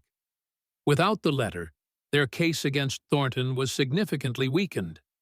They still had the banking records, and geological surveys still had Maria's testimony, but nothing directly linking Thornton to the White Rock massacre. Clayton pulled him aside, speaking quietly. "We need to consider the possibility that whoever destroyed the evidence might come after witnesses next." Joseph nodded grimly. "Maria and I have been discussing the same concern. Thornton has connections beyond Silver Canyon, possibly to the territorial government itself." The sheriff's weathered face grew even more serious. "I've been sheriff here for almost 2 decades, Joseph. In that time, I've learned that power in Arizona territory flows from 3 sources: silver water and government connections. Thornton has all 3. He glanced toward the jailhouse where Eleanor and the banker were imprisoned. "We need to move quickly. The hearing is in 2 hours, and I've got a feeling things might get complicated before then." No sooner had the words left his mouth than the thunder of approaching horses drew everyone's attention to the eastern edge of town. A group of riders was approaching at speed, dust billowing behind them like a storm cloud. "Who the hell is that?" Clayton muttered, squinting against the sunlight. As the riders drew closer, their identity became clear: 5 men in the distinctive drab uniforms and wide-brimmed hats of territorial marshals. At their head rode a gray-haired man whose silver badge caught the sunlight like a signal mirror. "Chief Marshal Williams," Clayton identified him, surprise evident in his voice. "What's he doing here?" The marshals reined in their horses before the jailhouse, dismounting with the practiced efficiency of men accustomed to making an impression. Chief Marshal Andrew Williams approached Clayton directly, ignoring the Whitaker siblings. "Sheriff Reynolds," he greeted formally, "I have orders from the territorial governor to take custody of both Edgar Thornton and Eleanor Whitaker." Clayton stood his ground. "On what authority, Mrs.? Whitaker's case is under local jurisdiction, and Mr. Thornton hasn't even been formally charged yet." Williams produced an official document bearing the territorial seal. "This supersedes local jurisdiction, Sheriff. Both prisoners are to be transported immediately to Phoenix for a hearing before the governor's special tribunal." Joseph stepped forward, his legal mind already identifying the irregularities in this procedure. "Chief Marshal, with all due respect, there is no governor's special tribunal in territorial statutes. Criminal cases are handled by district courts, not executive committees." Williams regarded him with cold eyes. "And you are Joseph Whitaker, attorney at law, and Eleanor Whitaker's son." "An Indian lawyer." Williams observed his tone, making the words sound like a contradiction. "How progressive of the Denver bar." Here Caleb moved to stand beside his brother, his border guard uniform a silent reminder that Apache people served the territory in multiple capacities. Maria completed the trio, her quiet dignity a counterpoint to her brother's more confrontational stances. Clayton examined the document carefully before handing it back to Williams. "This appears to be an order, Marshal, but I'm afraid I can't release the prisoners until Judge Sullivan reviews it. He's presiding over this case and has scheduled a hearing for 4 o'clock today." Williams's expression hardened. "This isn't a request, Reynolds. It's an order from the territorial governor himself. Step aside." The standoff drew the attention of townspeople who began gathering at a cautious distance. Judge Sullivan emerged from his temporary chambers in the hotel, making his way toward the confrontation with Pastor Hopkins still at his side. "What's the meaning of this?" Sullivan demanded, his judicial authority momentarily reasserted. Williams turned to him, offering a respectful nod that nonetheless contained an undercurrent of condescension. "Judge Sullivan, I'm here on the governor's authority to transfer both Thornton and the Whitaker woman to Phoenix immediately." Sullivan bristled visibly at being circumvented. This court was in the process of evaluating new evidence in Mrs. Whitaker's case. "On what grounds does the governor claim jurisdiction? Matters of territorial security," Williams replied smoothly. "Mr. Thornton has been involved in sensitive government business. Mrs. Whitaker is suspected of possessing documents that could compromise that business." Joseph's mind raced, connecting dots with the speed that had made him a formidable attorney despite the prejudice he faced. This confirmed their suspicions. Thornton was indeed a government operative, and the letter was significant enough to trigger direct intervention from Phoenix. "The letter," he said aloud, drawing all eyes to him. "This is about Colonel Terrence's letter, confessing to the White Rock Massacre, isn't it, Marshal? The one admitting that Apache people were killed not for hostilities, but for silver." A flicker of surprise crossed Williams's face before his professional mask reasserted itself. "I don't know what you're talking about, Mr. Whitaker. I'm simply following orders." "Orders to cover up a 20-year-old crime," Maria interjected, her quiet voice somehow carrying across the gathering. "Orders to ensure the truth about White Rock Canyon never comes to light." The crowd murmured the name of the massacre, stirring uncomfortable memories. Many of Silver Canyon's older residents remembered the official story, hostile Apache dealt with by brave cavalry. Few had questioned it at the time, and fewer still had connected it to the silver boom that followed. Clayton positioned himself between the marshals and the jailhouse door, his hand resting lightly on his holstered revolver. "I respect the governor's authority, Marshal Williams, but I cannot in good conscience release these prisoners without proper judicial review. Judge Sullivan has jurisdiction here." Williams smiled thinly. "Are you refusing a direct order, Sheriff?" "I'm upholding due process," Clayton replied evenly. The tension in the street thickened like summer heat before a thunderstorm. The marshals' hands drifted toward their weapons, and Caleb shifted almost imperceptibly into a position that would allow him to protect both his siblings and Clayton if shooting started. Judge Sullivan, watching the confrontation unfold, found himself at an unexpected crossroads. For years, he had nursed his bitterness toward Eleanor Whitaker, blaming her for Rebecca's departure. He had presided over her trial with a satisfaction he was now ashamed to acknowledge. But faced with what was clearly an attempt to circumvent proper judicial procedure, his legal training and personal integrity rebelled. "Marshal Williams," he said, his authoritative voice cutting through the tension, "I'm afraid Sheriff Reynolds is correct.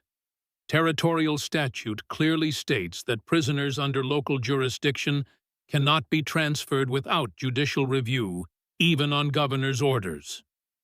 He straightened his aging frame, authority returning to his bearing.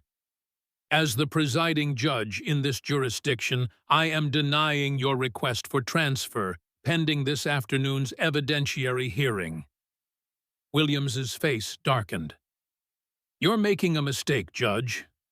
There are larger issues at stake than you understand. What I understand, Sullivan replied firmly, is that the law applies equally to everyone, governors and Apache alike. The hearing proceeds as scheduled at 4 o'clock. You and your men are welcome to attend as observers, but the prisoners remain in Sheriff Reynolds's custody until this court makes its determination. A collective exhalation seemed to pass through the crowd. In taking this stand, Sullivan had aligned himself against not just Thornton, but territorial authority itself, a significant shift for a man known for his conservative views and deference to government. Williams and his marshals withdrew a short distance to confer among themselves, their expressions suggesting that armed confrontation remained a possibility. Clayton used the opportunity to gather Joseph, Maria, Caleb, and Judge Sullivan closer to the jailhouse. "They won't give up that easily," he warned quietly. "If Thornton is as connected as he appears to be, they'll have contingency plans." Sullivan nodded grimly. "I never thought—" He paused, struggling with words uncharacteristic for him. "I believed the trial was fair, that the evidence was genuine. Now I wonder what else I've accepted without proper scrutiny." Maria regarded the judge with compassionate eyes. "It takes great courage to question one's own judgments, Your Honor." Sullivan's gaze met hers briefly, before skittering away uncomfortable with both her compassion and what it stirred in him. "I've been unfair to your mother for many years, Miss Whitaker. Personal grievances clouded my judicial perspective." "Because of Rebecca," Joseph stated rather than asked. Sullivan's head snapped up in surprise. "You know about my daughter. Mother told us," Maria explained gently. "She always spoke of Rebecca with great fondness and respect." A complex emotion crossed Sullivan's lined face. "Rebecca wrote to me last year. She and her husband have 2 children now, a boy and a girl."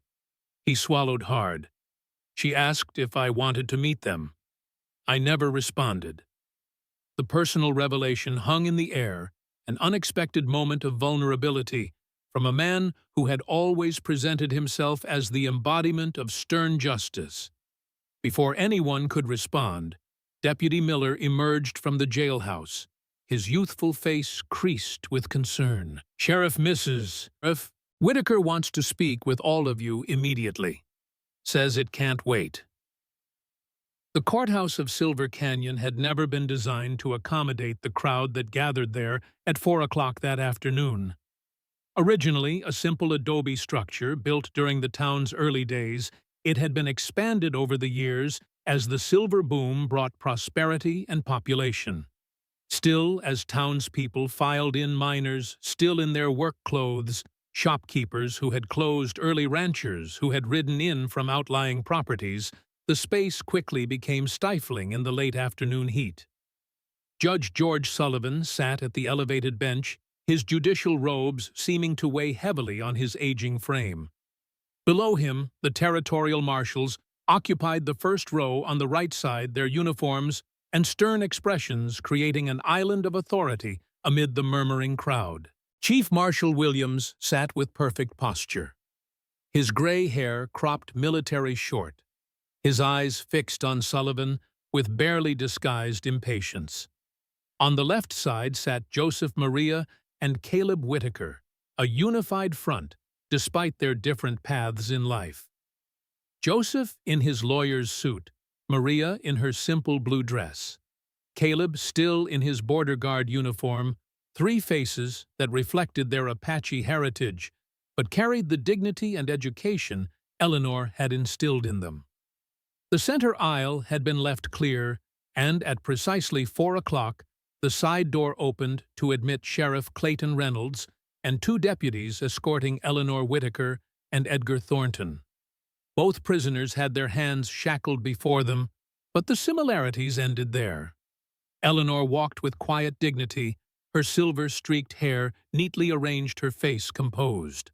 Thornton, despite his expensive suit and patrician features, seemed diminished, somehow his confident facade cracking to reveal the desperation beneath.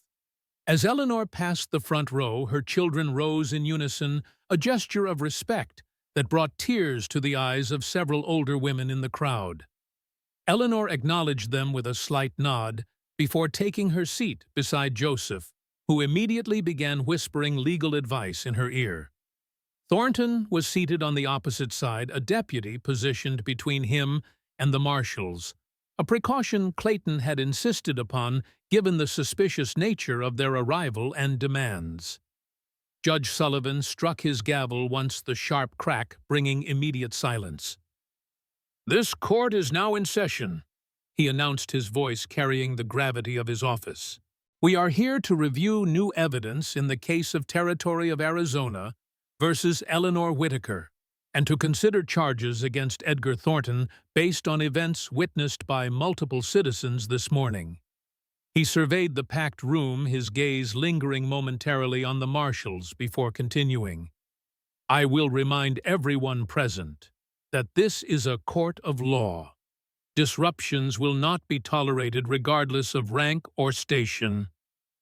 Chief Marshal Williams shifted in his seat, but remained silent, his displeasure evident in the tight line of his mouth. "Mr. Joseph Whitaker will present evidence on behalf of the defendant, Eleanor Whitaker," Sullivan continued. "Mr. Henry Dawson has volunteered to represent the interests of the territory in this matter." Dawson, seated behind the marshals, looked distinctly uncomfortable with his role, but nodded in acknowledgement. "Your Honor." Joseph began rising to address the court. "Before I present our evidence, I must note for the record our concern regarding the attempted interference in these proceedings by territorial authorities." Sullivan nodded. "Your objection is noted, Mr. Whitaker. However, Chief Marshal Williams has assured me that his men will observe these proceedings as citizens, not as enforcement officers." Joseph inclined his head in acceptance, though his dark eyes remained skeptical. "Then I will proceed with our case." For the next 40 minutes, he methodically presented the evidence they had gathered, the banking records showing Thornton's suspicious withdrawal matching the exact amount found in Eleanor's cabin, the geological surveys confirming the silver vein running from White Rock Canyon beneath Eleanor's property, Maria's eyewitness testimony about Thornton planting the money and speaking of a letter he feared. Throughout the presentation, Thornton's expression grew increasingly agitated. He whispered furiously to Dawson, who seemed reluctant to engage with him. The marshals remained stone-faced, though Williams occasionally made notes on a small pad. When Joseph concluded his presentation, Sullivan turned to Dawson. "Does the territory wish to cross-examine or present contrary evidence?" Dawson rose nervously, adjusting his spectacles. "Your Honor, while the evidence presented is compelling, it remains circumstantial.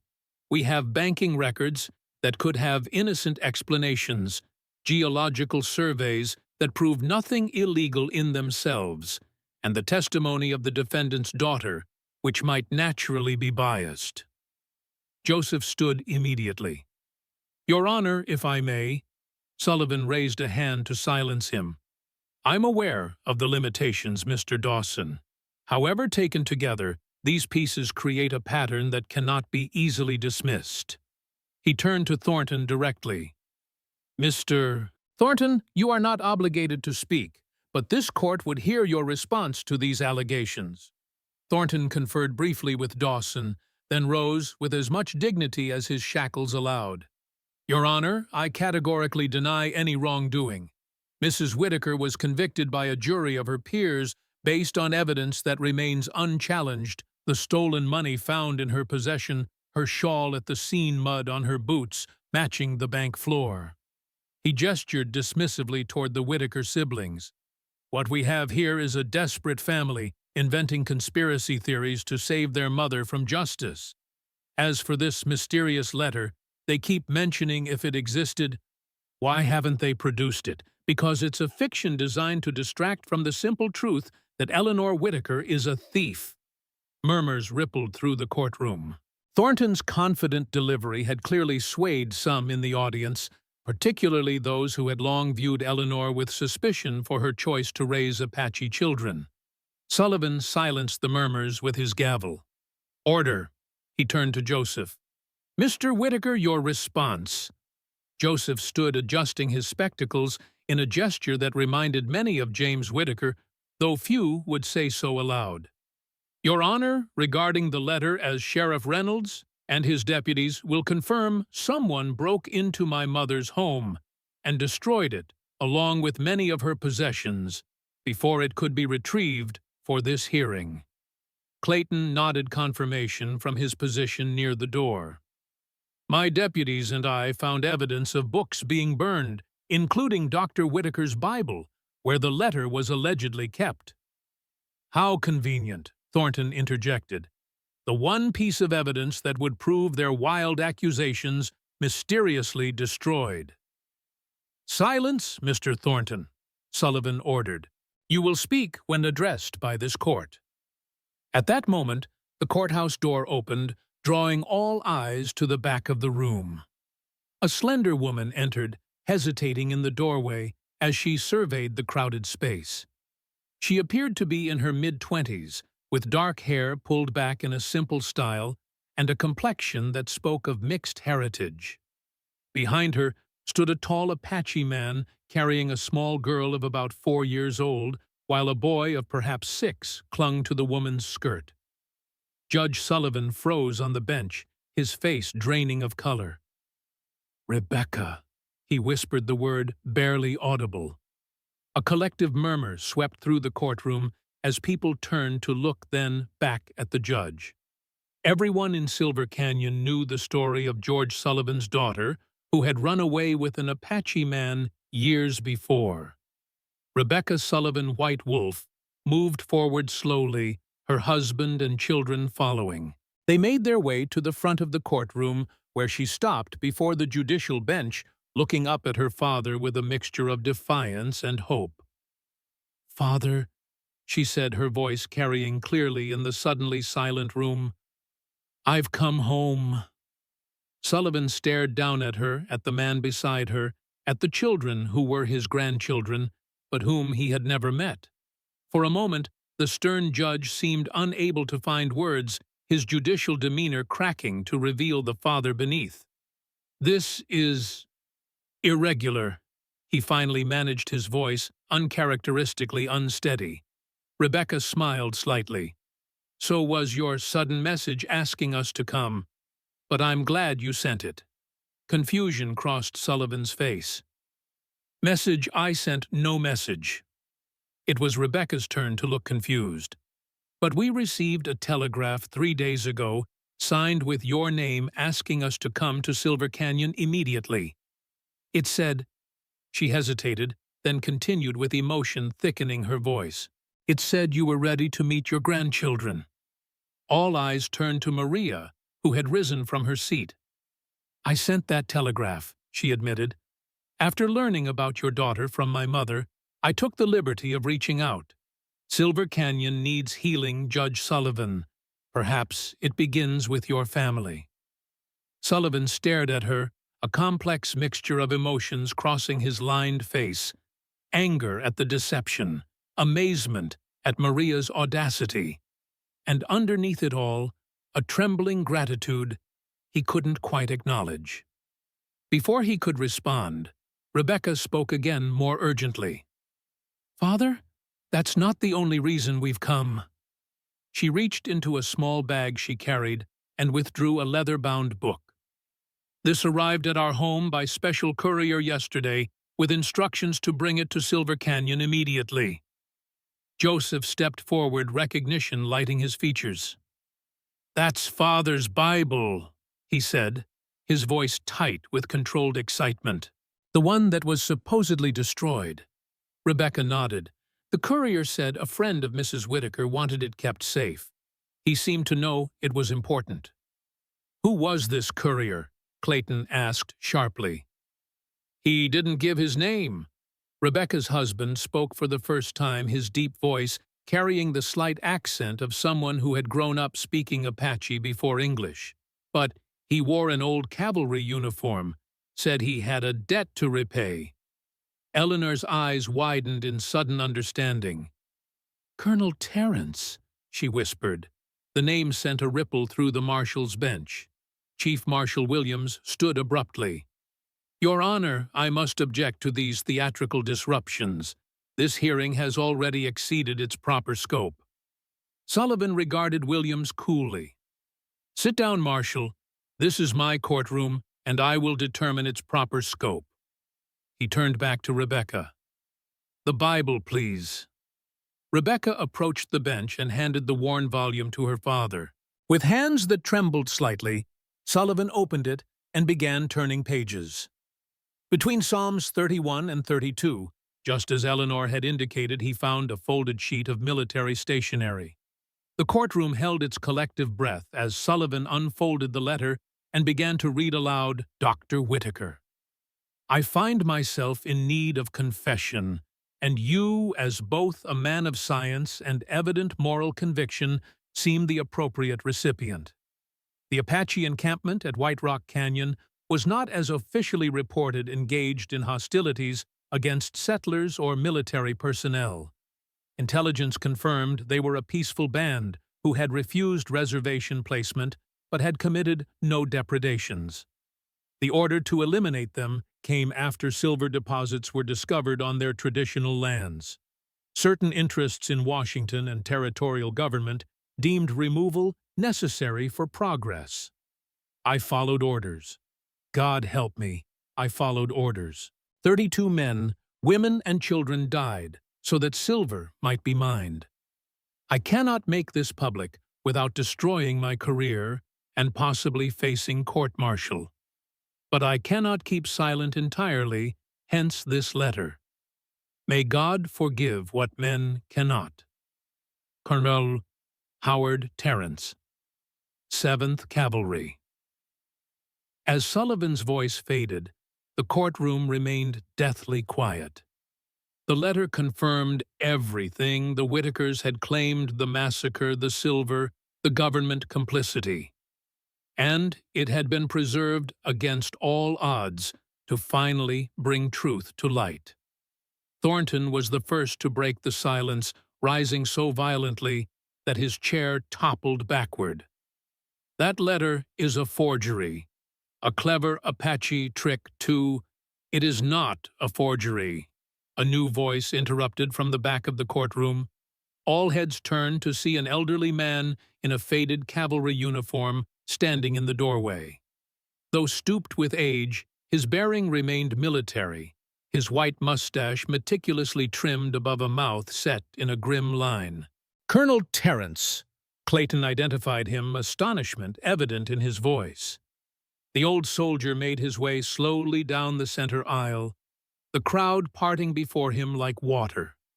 He stopped beside Eleanor, offering her a formal bow that belonged to an earlier era. "Mrs. Whitaker, I apologize for the clandestine manner in which I preserved your husband's Bible. When I learned of your situation, I felt compelled to act, though perhaps not as directly as I should have." Eleanor regarded him with complex emotions. This man, who had ordered the killing of her children's families, yet had now possibly saved her life. "You've carried this burden a long time, Colonel." "Too long," he agreed gravely. "I'm dying, Mrs. Whitaker. Cancer. I have perhaps months left. I will not face my Maker with this sin still hidden." He turned to face the court, his voice strengthening as he addressed Judge Sullivan directly. "That letter is authentic, Your Honor. I wrote it to Dr. Whitaker after the White Rock Massacre, tormented by what I had done. When he died, I assumed the letter lost. It wasn't until years later that I learned his widow had preserved it, along with their Apache wards." Chief Marshal Williams surged to his feet. "This is irrelevant. Your Honor, ancient history has no bearing on Eleanor Whitaker's theft." "On the contrary," Terence replied, fixing Williams with a hard stare, "it has every bearing because Edgar Thornton was my lieutenant at White Rock. He was the one who first identified the silver deposits. He was the one who suggested the Apache band would never relocate voluntarily. And he was the one who most eagerly carried out the orders to eliminate them. All eyes turned to Thornton, who had gone deathly pale. "You senile old fool," he hissed. "You'll destroy everything we built, everything the territory stands for." What the territory stands for," Joseph interjected, rising to stand beside Terence, "is justice under law, not massacre for profit." Sullivan's gavel cracked sharply. "Order I will have order." When the room quieted, he continued with grave authority. "Colonel Terence, are you willing to testify under oath that Edgar Thornton participated in the White Rock Canyon massacre and that he subsequently attempted to silence Mrs. Whitaker to prevent this information from becoming public?" "I am, Your Honor," Terence replied firmly, "and I am prepared to face whatever consequences come with that testimony." Sullivan nodded solemnly. "Then, in light of this new evidence, I am immediately vacating Eleanor Whitaker's conviction and ordering her immediate release." He turned to Thornton. "Edgar Thornton, you are hereby charged with perjury, fraud, obstruction of justice, and conspiracy to commit murder. You will be held without bail pending a formal indictment." Thornton's face contorted with fury. "This is absurd, Sullivan. You've lost your mind." "The governor will never—" "The governor," Sullivan interrupted coldly, "will receive my full report, including Colonel Terence's testimony.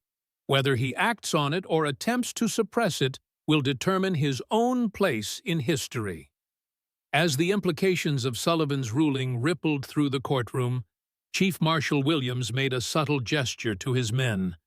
They began positioning themselves strategically, one near the main door, another beside the judge's bench, two more flanking the Whitaker family.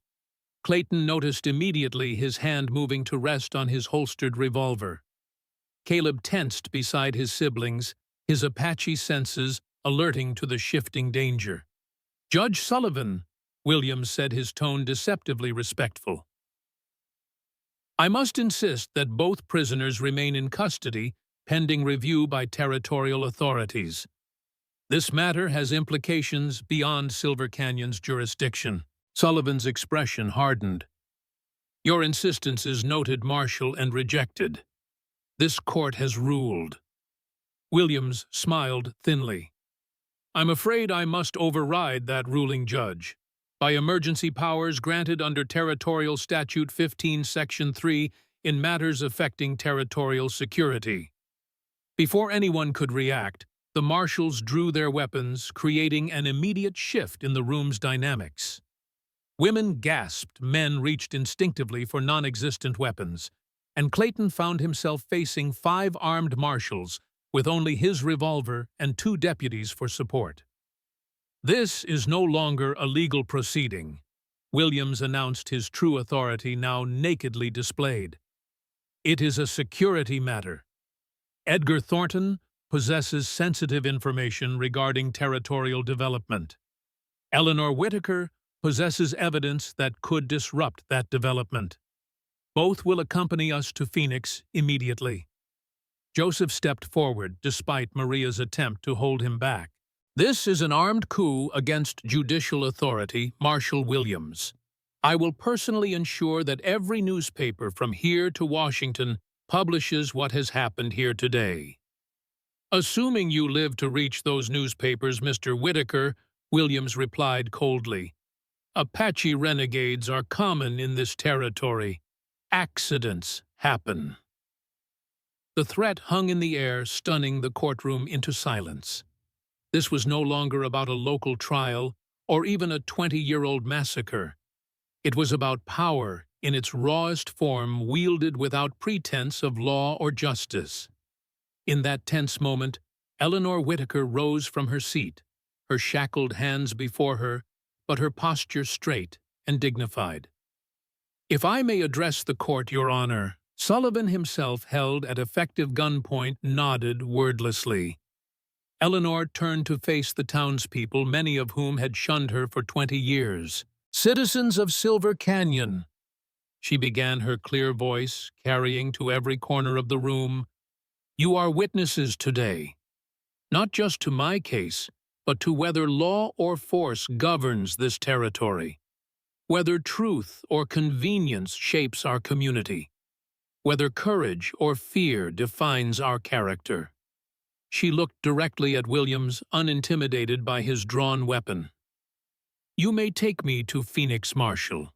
You may even silence me permanently, as your eyes suggest you intend. But you cannot silence truth once it has been spoken. And it has been spoken here today." Her gaze swept the room, meeting the eyes of people who had crossed the street to avoid her for 2 decades. "I have lived among you for 20 years. I have healed your sick when Dr. Monroe wouldn't see them. I have grown food that fed your families even as you pretended not to buy it from the Apache lover." A few heads lowered in shame at her words. "I have watched my children grow into extraordinary people despite your prejudice." Or she turned finally to her 3 children, her expression softening with pride. "Whatever happens next, know that I regret nothing. Not one moment of the life we built together." The courtroom had gone utterly silent, every person there sensing they were witnessing something profound, a moment when one woman's quiet dignity stood against armed might and did not flinch. It was Rebecca Sullivan White Wolf who broke the silence, stepping forward with her children. "I'll stand with Mrs. Whitaker," she said firmly, moving to Eleanor's side. "She taught me courage when I needed it most." Her husband joined her, tall and proud in his Apache heritage. "As will I." One by one, others began to move Dr. Monroe, shamefaced but resolute. The blacksmith who had been deputized for the homestead visit, 3 elderly women who had secretly sought Maria's healing skills over the years. Within moments, a human barrier had formed around Eleanor, Joseph, Maria, and Caleb, not just their allies, but ordinary townspeople, choosing justice over convenience, truth over comfortable lies. Williams and his marshals found themselves facing not a small family group, but nearly the entire population of Silver Canyon.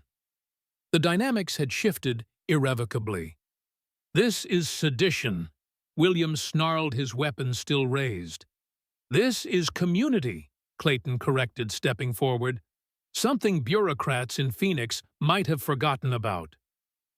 "Lower your weapons, Marshal," Sullivan ordered, his judicial authority reasserting itself, "unless you intend to massacre an entire town to keep your silver secrets." The word massacre hung in the air, drawing an immediate parallel to White Rock Canyon that no one could miss, least of all Colonel Terrence, who had lived with that guilt for 20 years. "It's over, Andrew," the old colonel said quietly. "It was over the moment we ordered those deaths at White Rock. We just didn't know it yet." Something in Terrence's words seemed to reach Williams. Perhaps it was the use of his first name, suggesting a longer connection than anyone had realized.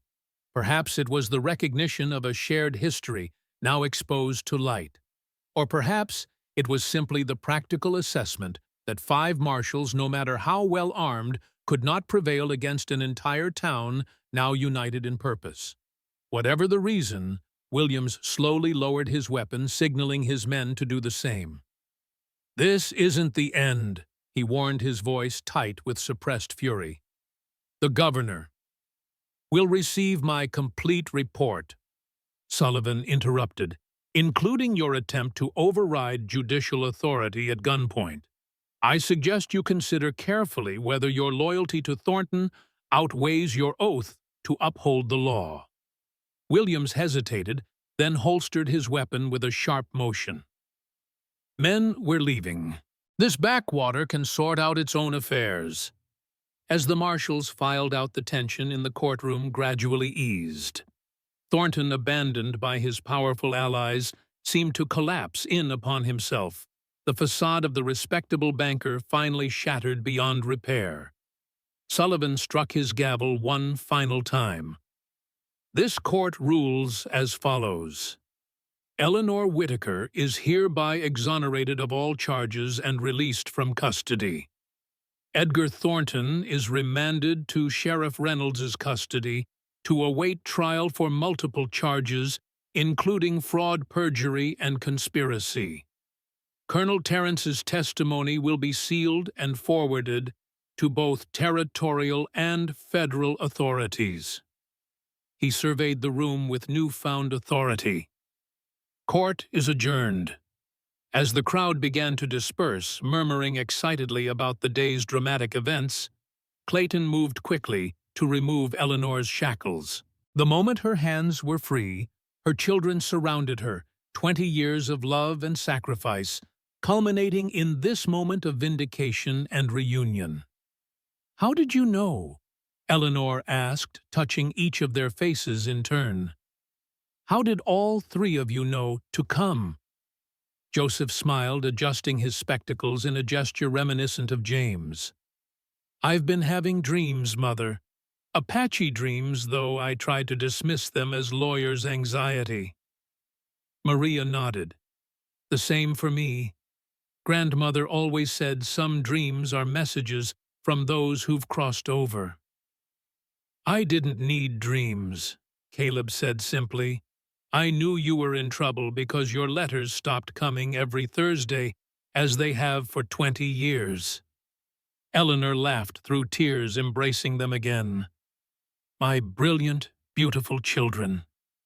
Clayton stood slightly apart, watching the family reunion with a mixture of joy and wistfulness. For 20 years he had loved Eleanor from a distance, constrained by duty and the town's expectations. Now that those constraints had been lifted by the day's revelations, he found himself uncertain of his place in her life. Sullivan approached the group, his judicial reserve softened by the presence of Rebecca and her family nearby. "Mrs. Whitaker," he began formally, then hesitated. "Eleanor, I owe you an apology that words cannot adequately express. My personal bitterness blinded me to judicial fairness." Eleanor regarded him with the compassion that had always been her hallmark. "We all have our blind spots, George. The measure of a person is not in avoiding mistakes, but in correcting them once recognized." Sullivan nodded, glancing toward Rebecca, who stood with her husband and children nearby. "I'm beginning to understand that." He cleared his throat. "The town owes you compensation for your ordeal. I'll see to it personally." "Thank you," Eleanor replied, "but what I truly want is for Silver Canyon to learn from this to become a place where people are judged by their actions, not their heritage." "That," Sullivan said with unexpected humility, "may take longer than financial restitution, but I believe today was a start." As the courthouse slowly emptied, Colonel Terrence approached Eleanor one last time. The old soldier seemed to have aged years. In the past hours, the burden of his confession both weighing him down and, paradoxically, freeing him. "I can never undo what I did at White Rock," he said quietly. "But perhaps today's actions might balance the scales slightly." Eleanor studied him thoughtfully. "James always said that healing begins with truth. You've taken that first step, Colonel." Terrence nodded gravely. "I'll be providing full testimony to federal authorities about White Rock and other similar operations throughout the territory. It may not bring justice to those already lost, but it might prevent future atrocities." "And that," Eleanor said, "is the most anyone can ask of you." After the colonel departed, only the Whitaker family, Clayton, and the Sullivan family remained in the courtroom. An unexpected gathering of people whose lives had been intertwined for decades through conflict, misunderstanding, and now perhaps reconciliation. Clayton finally approached Eleanor directly. "I should escort you home," he said, his weathered face revealing more emotion than his controlled voice. Your place was ransacked. You'll need help setting things right." Eleanor smiled, seeing beyond his practical offer to the deeper question he couldn't quite ask. "Yes," she said simply. "I believe I would appreciate that, Clayton." As they prepared to leave the courthouse, Rebecca approached with her family. "Mrs. Whitaker," she began hesitantly, "I've told my children about you over the years, about your courage in raising Joseph Maria and Caleb, about how you gave me the strength to follow my heart." As she glanced at her father, who was making a visible effort to connect with his son-in-law despite years of prejudice. Would your family join us for dinner? Father has offered his home." Eleanor exchanged looks with her children, who nodded in unified agreement. "We would be honored," she replied. "Family dinners have been rare these past years, with my children spread so far." As they left the courthouse together, two families long separated by prejudice, now tentatively building bridges, the late afternoon sun bathed Silver Canyon in golden light. The same light touched the distant hills where White Rock Canyon lay, where 32 Apache had died for silver and greed. Their story had finally been told. Their children, Joseph, Maria, and Caleb, had grown into adults who had changed the territory in ways both subtle and profound. And the woman who had risked everything to raise them had been vindicated at last. 1 year later. Where the gallows had once stood in Silver Canyon's town square, a small garden now bloomed desert wildflowers and carefully tended cacti surrounding a simple wooden bench beneath a young cottonwood tree. The tree, still slender, but growing rapidly with regular care, offered modest shade to anyone seeking rest from the Arizona sun. On this particular autumn afternoon, Eleanor Whitaker sat on the bench, her hands busy with knitting, while she observed the changed town around her. At 59, her hair had more silver than brown now, and new lines marked her face, but her blue eyes remained clear and penetrating as ever. The past year had brought changes both personal and communal.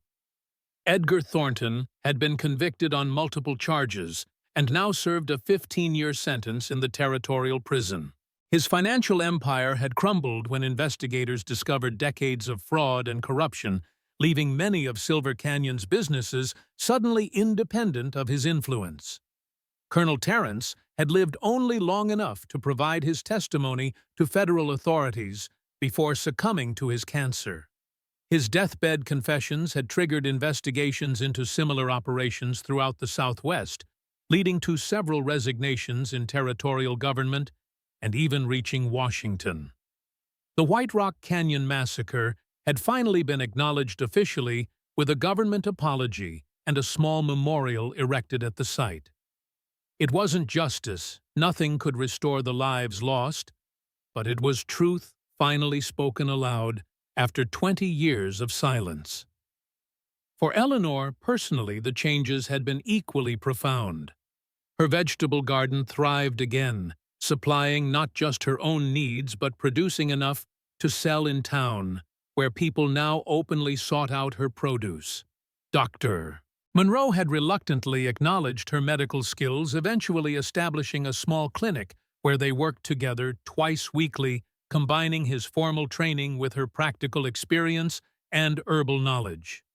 Most significantly, the isolation that had defined her life for 20 years had ended. She had friends now, real friends, not just secret customers or people who needed her skills while publicly shunning her. Rebecca Sullivan White Wolf visited regularly with her children, who delighted in hearing stories about their mother's childhood. Judge Sullivan, gradually coming to terms with his mixed heritage grandchildren, had become an unexpected ally in changing territorial laws regarding Indian rights. Clayton Reynolds approached along the garden path, his sheriff's badge catching the sunlight, as he removed his hat in greeting. At 64, he moved more slowly than in his younger days, but retirement remained far from his mind. "Afternoon, Ellie," he said, using the nickname he'd called her in their youth, before James Whitaker had entered their lives. Mind some company. Eleanor smiled, setting aside her knitting. I never mind yours, Clayton. He sat beside her, their shoulders not quite touching the careful distance of people rediscovering each other after decades apart. Over the past year, Clayton had been a constant presence in Eleanor's life, helping her rebuild after Thornton's men had destroyed her home, sharing meals on her porch, slowly building something that might someday have a name beyond friendship. Letter came for you at the office, he said, handing her an envelope bearing the Denver postmark. From Joseph, looks like. Eleanor took it eagerly. He was arguing that Apache land rights case before the Territorial Supreme Court last week. I've been waiting to hear the outcome. She opened the letter, scanning its contents quickly, her expression brightening. They've won. The court ruled that the Apache band has legal claim to their traditional lands despite the government's attempts to relocate them. She looked up, eyes shining. Joseph says it establishes a precedent that could affect cases throughout the territory.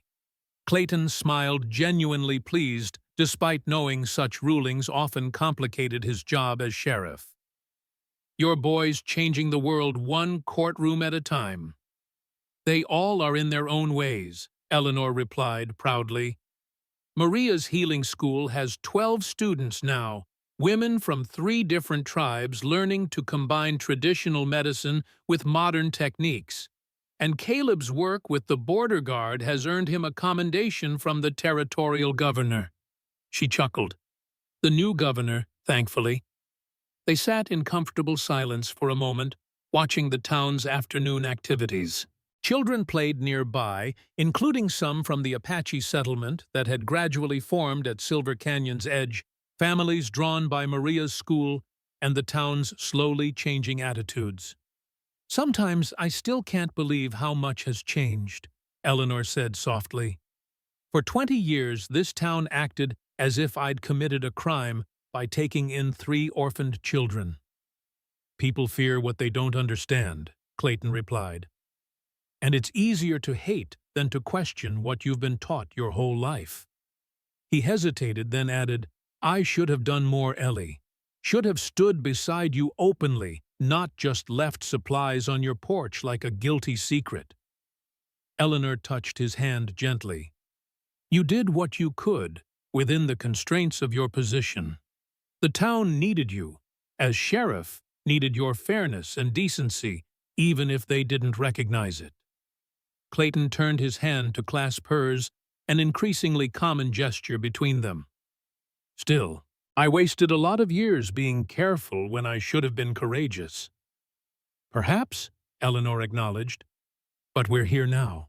That's what matters. From across the square, Rebecca waved as she emerged from her father's home. In the years since returning to Silver Canyon, she had established herself as a teacher in the town's small school, introducing new ideas about education that included Apache history and language alongside traditional subjects. Her husband, Thomas White Wolf, worked as a translator for the territorial court, his fluency in multiple languages and legal terminology making him invaluable. Their children, Eleanor's namesake and her brother James, ran ahead to greet the older couple, their easy acceptance of both their Apache and white heritage, a living example of the integration Rebecca taught in her classroom.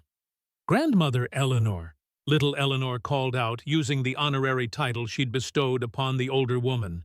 Father says you're coming for dinner tonight. He's making Apache fry bread. Eleanor smiled, making room for the children on the bench beside her. We wouldn't miss it, little one.